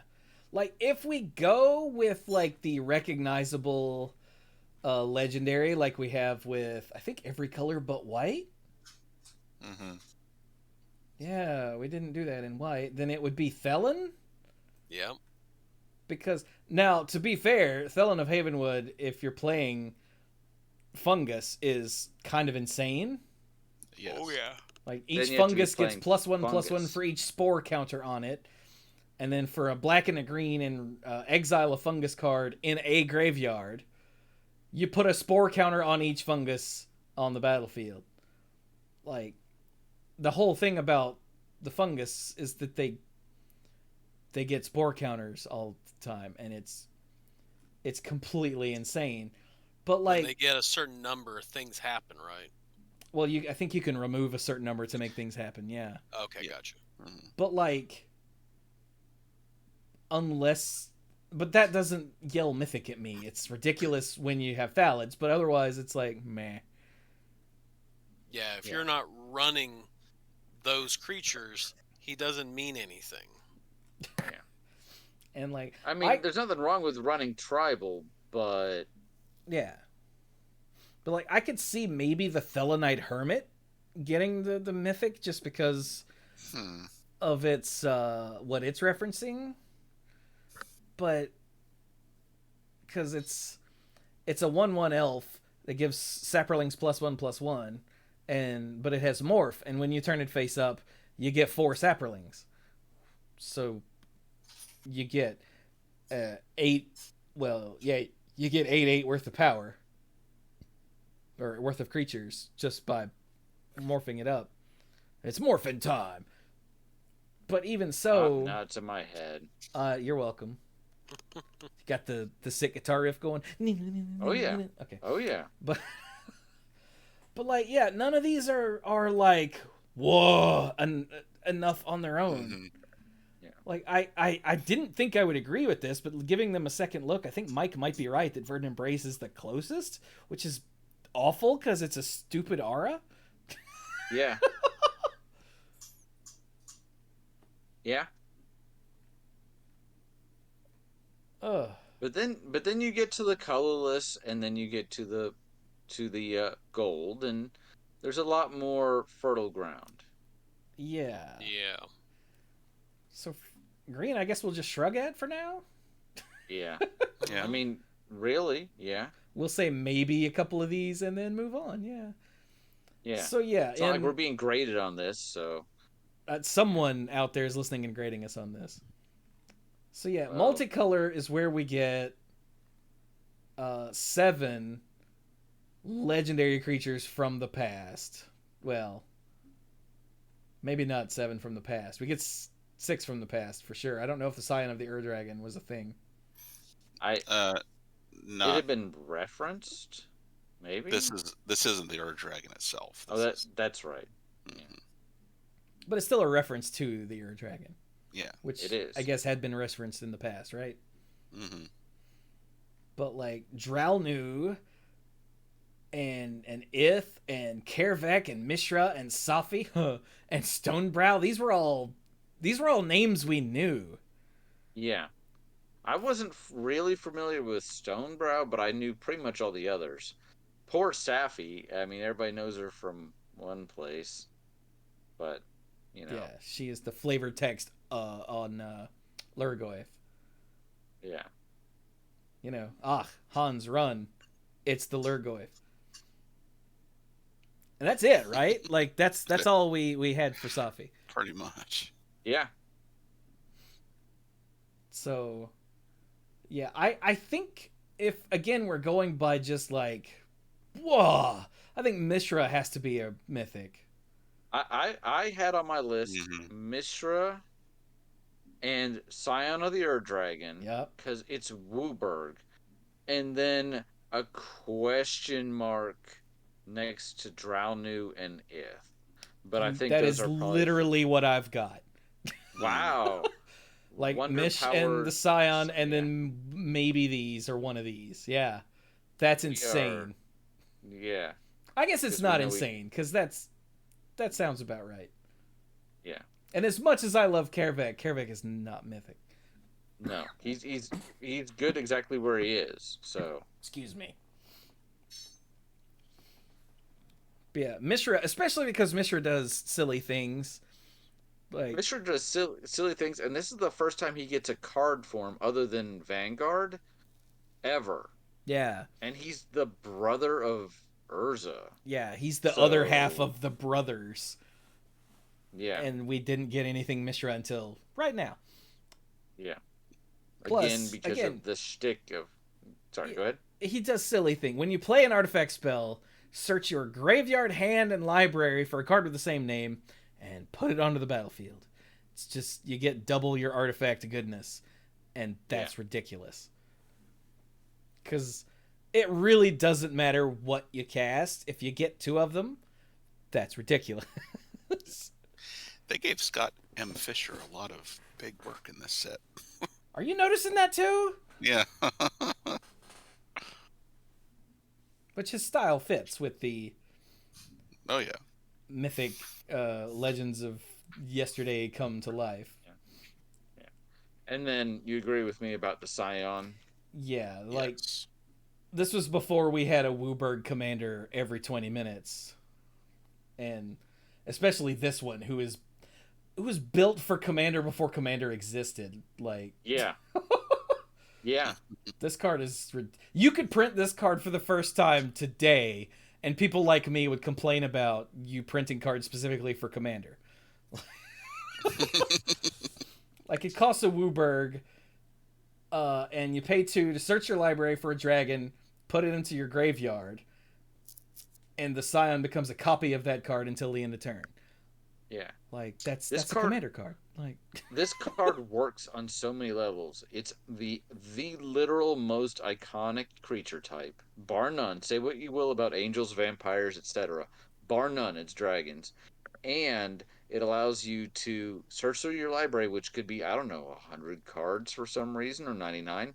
Get whichever you want for the situation, and this turns into it. And it enables graveyard shenanigans. Like, I don't know what more you could want from a commander, and or from a legendary creature before commander was even a thing. yeah, So, like I guess if it was printed today it would also say like draw card and make your opponent's Make it- discard. Yeah. create a token that's a copy of that dragon. And Actually, then it would probably do that instead of become it itself. that might actually be more balanced if it didn't have haste. So, Well, I mean, Because it would the have thing to have with this haste is- because it's just until end of turn. But that way you lose the commander damage aspect of it. you also lose the it didn't exist at the time, but the poison dragon from Yeah.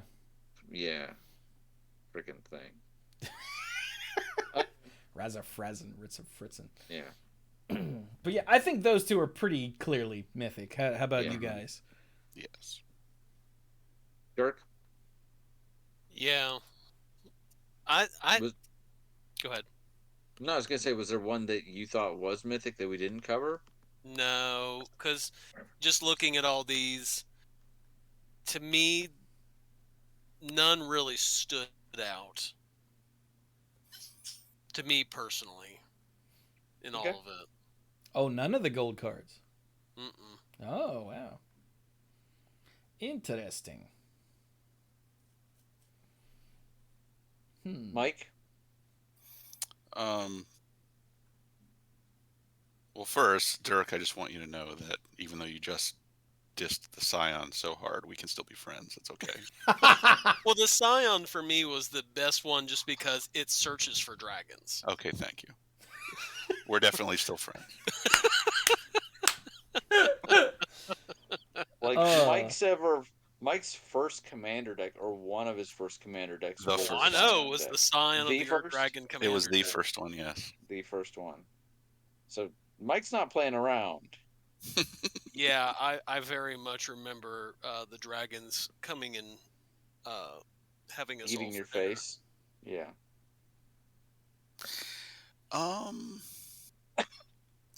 I get why you all identified Drelnu and Ith, but I don't know. Yeah. I think Drelnu itself is a little too weird. Yeah. Very I've used him before, and there are some serious drawbacks. So I Although, just think he's. Go ahead. like, you can only deal so much damage to Drelnu before he dies. So, it's probably fine. Plus, his ability is really powerful, but I was thinking more just because it's Drelnu, honestly. Ith, however, is, like, very powerful and very iconic, because everyone knows Maze of Ith and what a monster that is. Yeah, but I feel like making Maze of Ith into a creature, like some of the other stuff we've talked about, like the Maguses, makes it a lot easier to deal with. So that was the thing about the Maze of Ith. There's only so many ways to deal with lands, so it was blanking one of your attacking creatures every turn. So Yeah, and this is another I one like that could him, be but I like, think- oh, look, they made Maze of Ith into a dude, and it's Ith, but mythic. Like, I could see that, but I'm not entirely sure. I think I'm good. I think I'm good. The more I look at him, the more I'm good with Ith and Dralnu both being really interesting kind of niche rares. Yeah, which is why, like, you said you had question marks on him, and so did I, so Yeah. I can see it. Then we've got the artifacts. Yep. So Lotus Bloom is mythic. Yes. Yes. Straight Yeah. up. For Candles the same is reasons that the... because it was part of the cycle anyway. Mhm. So it's already a mythic on this episode. Silly Yep. me. It's canon. Like... What? Somehow I had forgotten this, that Stuffy Doll came from Time Spiral. Oh, yeah? Yeah. How could you ever forget where Stuffy Doll came from? He's so cute. And Oh, I'm never going to tortured. forget Stuffy Doll. See, Stuffy Doll, I would almost consider to be mythic Yeah. because you can. It is such an amazing artifact. Yeah, and just think about the reaction of anyone you know the first time they learned of the existence of Stuffy Dolls. Like, that's amazing! And they immediately start coming up with 100 ideas for what to do. My favorite is still take Stuffy Doll and stick Pariah on it. Wasn't that one of the fun ones that Yeah. someone did? And it was just like, stop hurting me. With it. Poor Stuffy Doll.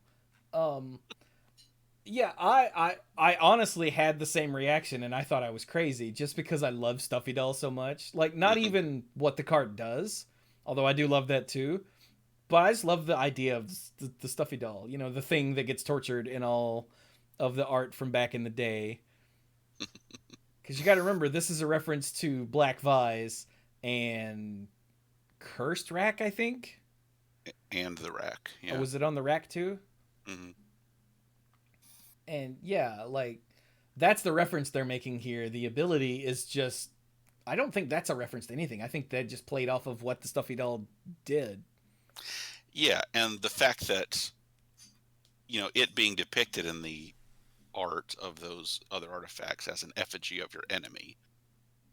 Yeah, it's serving the same purpose here. Yeah. That's what I'm saying. Like, I don't think what Stuffy Doll, the card, mechanically does is actually a reference to any old card. I think it's a reference to the Stuffy Doll itself. Yes. Mm-hmm. Yeah. So, yeah, I could totally see them making Stuffy Doll a mythic as one of their mythics. That, like, some people would be mad about, but other people would be like, but it's Stuffy Doll! But, like, I could also see Gauntlet of Power being a mythic. Maybe. Just because it's a customizable Gauntlet of Might, Mm-hmm. which is kind of Magus. ridiculous. Just Gauntlet feels like a really kind of like, hey, look, kind of neat rare, but I don't know that it gets to mythic for me. But I can't see the thing. I can't say exactly why. Like, I get that it's good. Once again, I think it's kind of that subjective element of, yeah, it's cool, and I've seen it played before, and I like it, and I just feel like it's where it should be. Yeah, like it's not necessarily one that I would put on a list, but I could totally see if one of you said it, I'd be like, yeah, all right. Mm-hmm. Yeah.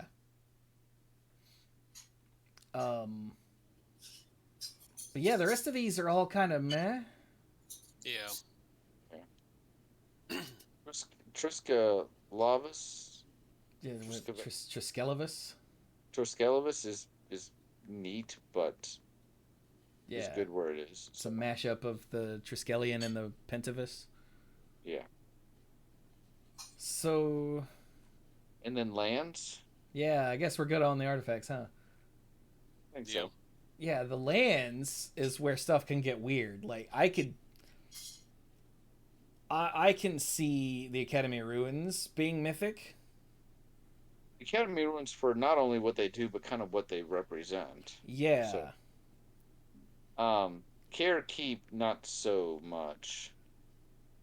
Not Swarmyard, so much. no. Yeah, Swarmyard. I love Swarmyard, but Gemstone Caverns. Gemstone Caverns was an Invitational card. and Yeah, I it's think it was and it's kind of a funny niche effect. I think so far, invitational cards that we've talked about have largely been rare. I don't think we've They said, have. like, as a policy. wait, It's also one of the first ones that doesn't actually depict the winner on it. which is why I'd forgotten whose card was this. This was Uh, that guy. Ken. Oh dang it! What's his name? I think it's Ken something. I'll look it up. I was I gonna say remember check. I remember like the design name was Lucky Man's Paradise. Yeah, okay. You're right. Whose was it? Let's see. I'm looking it up. Do we trust Brian's Google foo?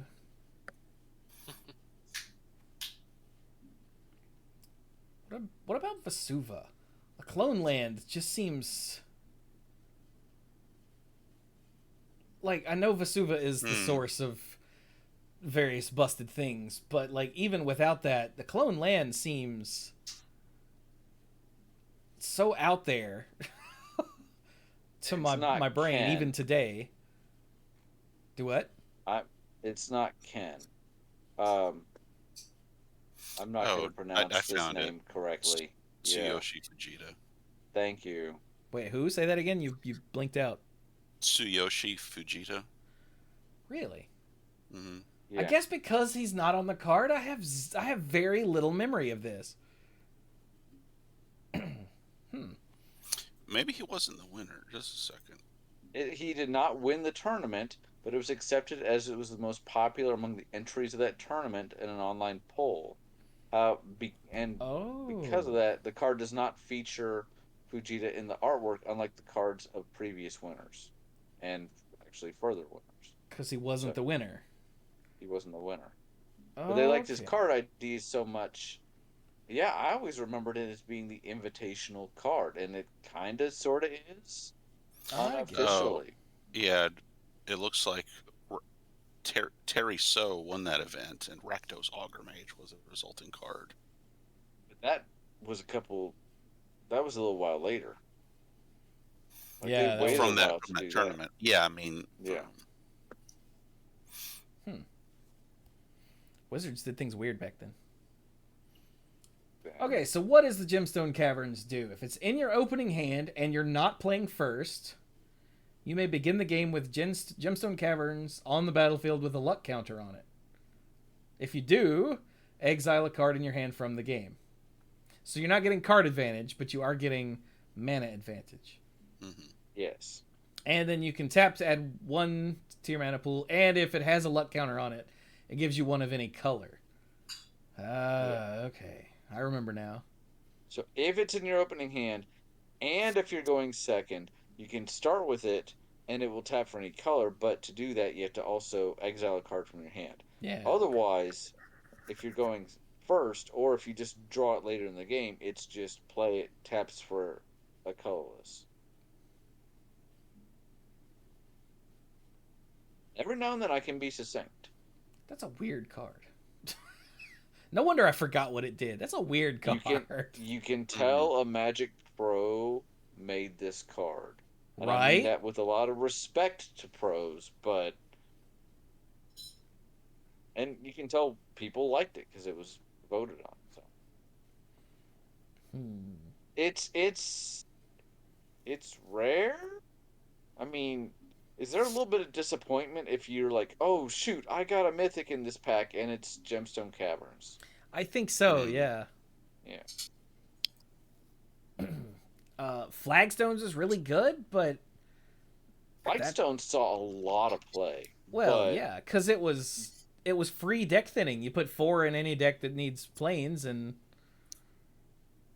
sometimes you'll get extra card draw or extra deck thinning out of it. And it's not. It does not say basic planes. So. Oh, that you're searching for, right? Yeah. I was like, Yeah. It doesn't say planes at all. You meant in the. No. I'm okay. And that's without any sort of tricks of, sacking it to whatever so that you automatically get a thing. It's just you're playing 4, so if you happen to draw 2, then that's extra deck thinning. Yep. And then, I still don't know what to think about Vesuva.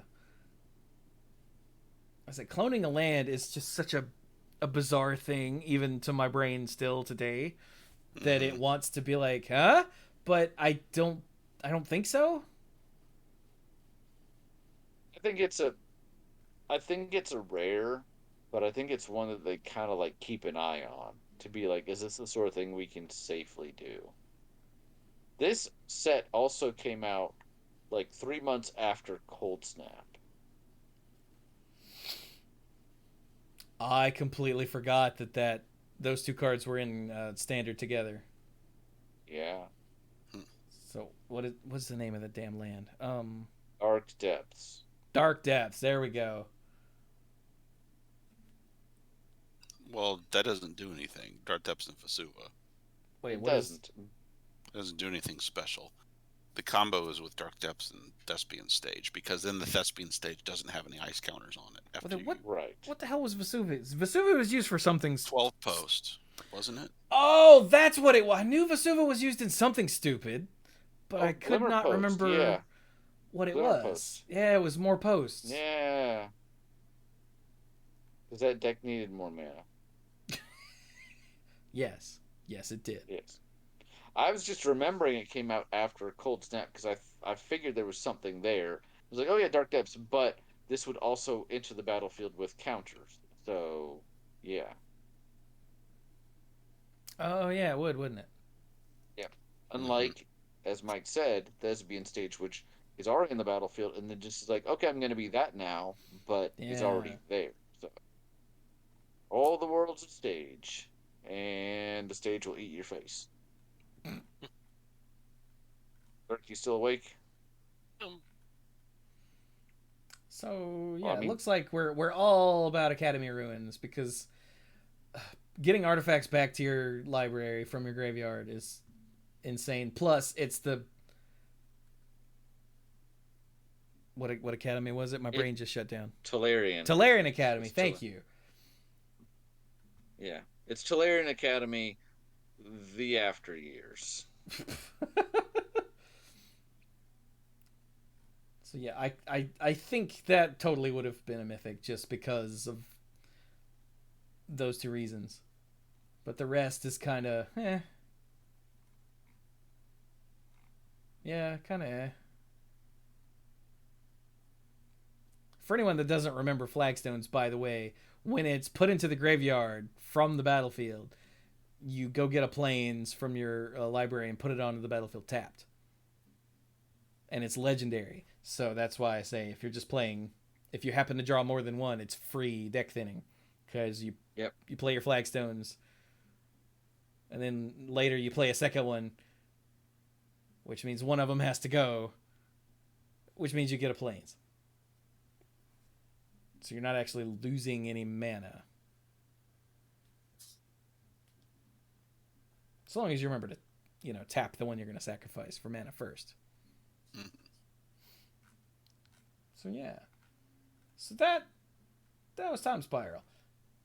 So really, like, blue was the only color where we were like, yeah, I'll just look at all of this. Everything else, there was either one thing that was very obvious or green. Huh. Neat.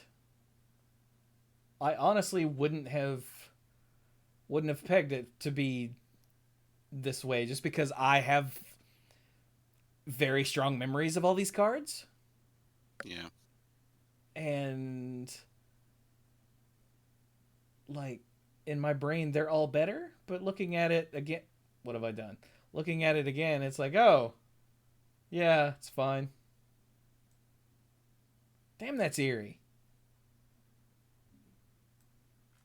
How about you guys? Yeah, pretty much. Like, this is, as we've been doing more of the Mythic Conscriptions and kind of moving further and further in time, just, more and more stuff that I remember from my early Magic career, so to speak. And this set I played a lot of, and it was really interesting to go back and be like, wow, this is both great and weird and trippy, and some of it's not as good as I remember, but I just got a lot of different I don't know, emotions from this one. It was really weird seeing it through this lens. Yeah. Oh well. Should we wrap it up then? Yeah. Yeah. Yep. All right then. So, how about some final thoughts then, dorks? I'll lead us off with this one. So, I was contacted earlier this week by my principal, and Did you get sent to the office? Absolutely. Somebody was going to make that joke. So, one of the teachers at my school, one of the other science teachers, decided to leave. And she said that she had hired a new science teacher to replace them, but their only teaching experience was in biology. Well, I was the person who was set to teach all the biologies this coming school year. So her question was, would I be willing to take on all the chemistries, which is the ones that the other teacher was going to cover. So it's one where I have taught chemistry. It's a subject that I know very well, but I hadn't built up a repertoire, a really thick book of resources and everything for it. But I am very much looking forward to taking on teaching the class. So it's was one where, again, I'm very much a team player. Because again, the teacher who's coming in has zero chemistry experience. I at least have some. So, like I said, I was very much willing to take on the responsibility of taking over chemistry, teaching chemistry, and give up the biology to him. That takes a big pressure, a load of pressure off me, because in our state, biology is the one that's heavily looked at for school reputation, school report card, things like that. And I'm just glad not to have that weight around my neck and everything. Nice. And that's my final thought. Okay. Next. I'm tired. Somehow it got to be after 10:30, but honestly, this was a lot of fun. I know we don't talk about Magic a whole lot these days because we don't play a whole lot of Magic and stuff, but it's nice to look back, especially at some of these cards that I have fond memories for, and hope everybody out there is able to stay safe and stay healthy. It's kind of a rough week for me physically, as far as some of the people around me, although everybody's doing better now. And at work, I mean, again, everything's fine at work, but it was a very difficult week at work. Anytime I do a complicated trial, things get very stressful. So it's been draining, very draining. But um, I'm here. I'm alive. I'm with it. So hope everybody out there is keeping their head above water too. Maybe I'll have a little more interesting final thought next week, but I think this is the best you're going to get out of me today. And then I think in 2 weeks ish is when they really start preview. Maybe 3 weeks is when they really start previews for Dominaria part whatever we're up to. So, yay. I don't even know how to count that, since all of early Magic was essentially on Dominaria. Yeah. Mm-hmm. I guess the it would usual be jokes for Ravnica don't apply to this. So yeah, it would be like Dominaria Redux 2. So it's the second Redux. Yeah, we'll go with that. But I need to let the dogs outside. So, gentlemen, I'm going to go ahead and sign off. Everybody here, have a good night. Night, B. So, Mike, what you got? Let's see. I remember when, what was it? Yeah, it was around the time of Time Spiral Block and Cold Snap and all that stuff. Something had gotten me really annoyed. It was like Oh, that was AJ. oh, okay. Thanks. But I think there might have been something else. Oh, okay. It was, yeah, it came from an article that Mark Rosewater had written about how they're doing this big revamping of their design philosophies and reorganization of the color pie, and they have these new ideas for going forward to rebalance everything and get better definitions of what the colors are, what they do, and how to design for them. And then there was like all the stuff on the time shifted sheet in Time Spiral. There was all the alternate color things in Planar Chaos. It was all the future stuff from Future Sight. There was all the old design. There was all the old style designs in Cold Snap, and it was like, what is going on? It's like, and I think it made me even more annoyed because like right before Mirrodin was announced, there was also this big thing about, yeah, we're gonna artifacts should be special. We're just gonna keep them at uncommon and up. You won't really see any more common artifacts going forward. Okay. It just hit me really weird, that again there was this big thing about, because he was, even though it's not his job, he was for a long time the Wizards PR guy. He was the person who was interfacing most directly with the audience and got the most eyeballs and got the most engagement from people. So he was the one doing the messaging. And then they turn around and release an entire block that directly contradicted what he said about the direction that they were going in for the next however many years. But I got over it. It's all fine. I mean, you can't stay mad or upset about this stuff. I mean, not that stuff. No. I can totally stay mad or upset about things Wizards does, but yeah, not that stuff. Yeah.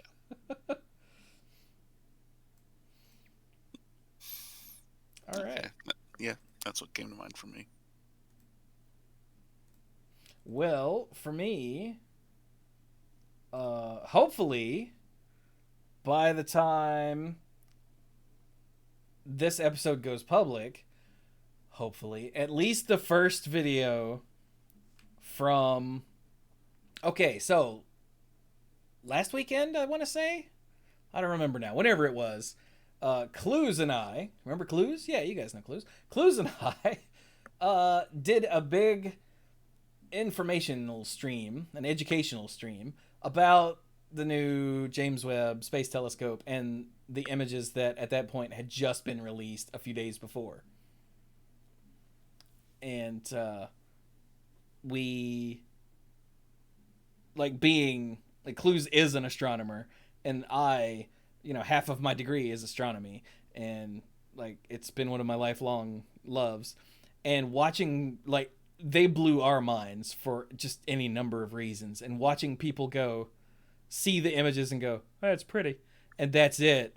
We were like, so I think you might be missing some stuff. Oh my God. What do you mean it's just pretty?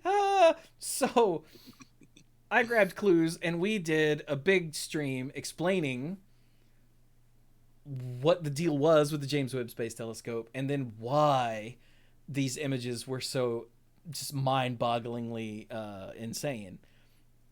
And it ended up being 2.5 hours long. But it was a very popular stream. And I decided to use the videos from that to launch the new YouTube channel, The Deep End, that I have been threatening to do for a long time now.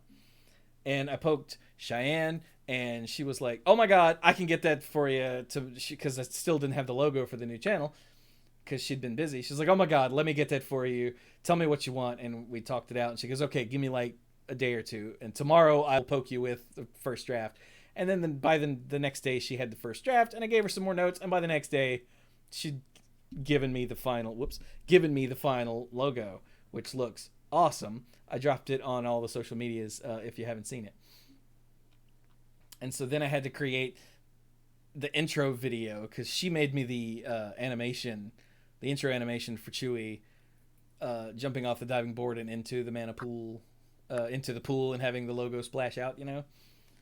And I had in my head what I was going to do to follow that up for the Deep End this whole time. And once I got the logo, I had to make that. And I annoyed people in the Discord and friends and family and whatnot. Hey, what do you think of this?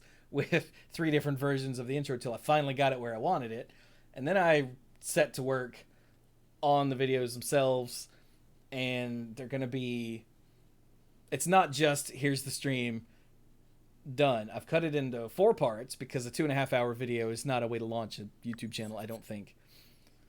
So I've cut it into 4 parts, but it's not just the stream go. I needed to, explain what's going on. So I have an intro and an outro voiceover for each one, and I'm working on getting all that put together, and it's going to be good. I'm hoping to get the first one done tomorrow as of this recording, but that's as of this recording. And I don't know what other problems I'll run into.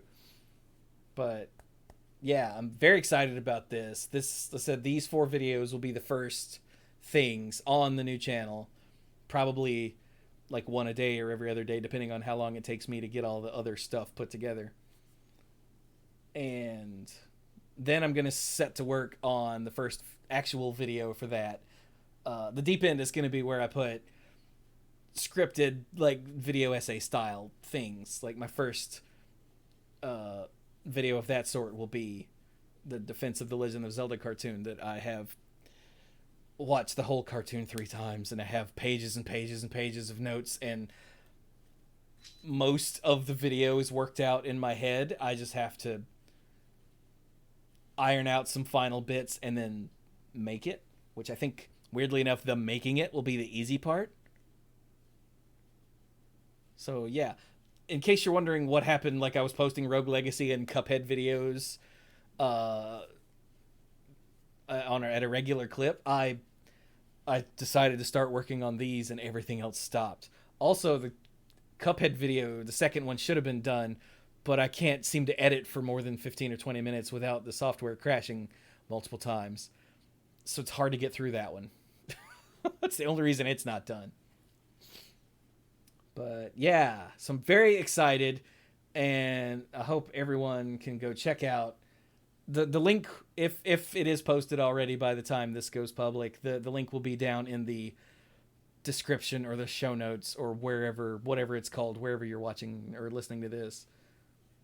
And yeah, Clues and I were very proud of that stream. It was really good, because Clues went full professor mode. Like the first episode, he's talking about, in order to understand why the James Webb Space Telescope is such a big deal, he decided to give a brief history of like the paradigm shifts in astronomy. So we find out where we came from, and the timeline on those, like when those paradigm shifts happen, might actually blow your mind entirely. And then the second one is all about the telescope itself and what it is and why it is and where it is and all that good stuff. The third one is about the images. Like we go through each of the, I think it was 4 or 5, whatever, different images that were released, and explain in detail like why this is awesome and holy crap, do you see this and look at that and wow. And then the last one is about using the spectrometer on the James Webb, and then everything else we talked about at the end, including what we would point the telescope at if we had a chance. So yeah, it was a really good stream, and I'm very excited to bring all of that to everyone and to launch the new channel, and it's very exciting. So that's what I've been working on nonstop for like the last week or so. It's been rough. So yay. And thanks so much to everybody in the Discord and everyone who I sent the intros to and be like, hey, what do you think? And tolerated me and watched through it. I'm not going to do that with all of the videos on the deep end, but I am going to do at least one, like, here is a test. Everybody watch it and tell me, look out for mistakes or problems in the edit, or when I accidentally use ableist language or something that I didn't notice at the time, that sort of thing. I'm going to need beta testers, in other words. So that will go to everyone on the Patreon, regardless of your tier. Everyone will get early access to deep end videos. So hopefully I can get y'all to watch them and be like, you can't use that word, Chewy. Oh my God. I'll be like, what? Oh, geez. And I'll go edit that out. So that sort of thing. Levers weren't in the first Zelda game, stupid. They were in Zelda 2. Huh? No, they weren't. Levers were in 1. What's the spider? Dealers. Damn it, dealers were in 2. I'll edit that. That sort of thing, So, okay. But with that, yeah, that's enough of my final thought. I'm pretty sure that was enough anyway. So, shut up, Mike. So, yeah, let me tell you about patreon.com/themanapool, which, like I said, everyone at every level will get early access, like beta testing, essentially, to all of my deep end videos. So if you want to help me out and make sure that they're as good as they can be, then I need you to go to patreon.com/themanapool, become a lifeguard. So let me thank the Mythic Lifeguards, by the way, who get the sponsorship shout out every episode. Let's do it in, I don't know, this order.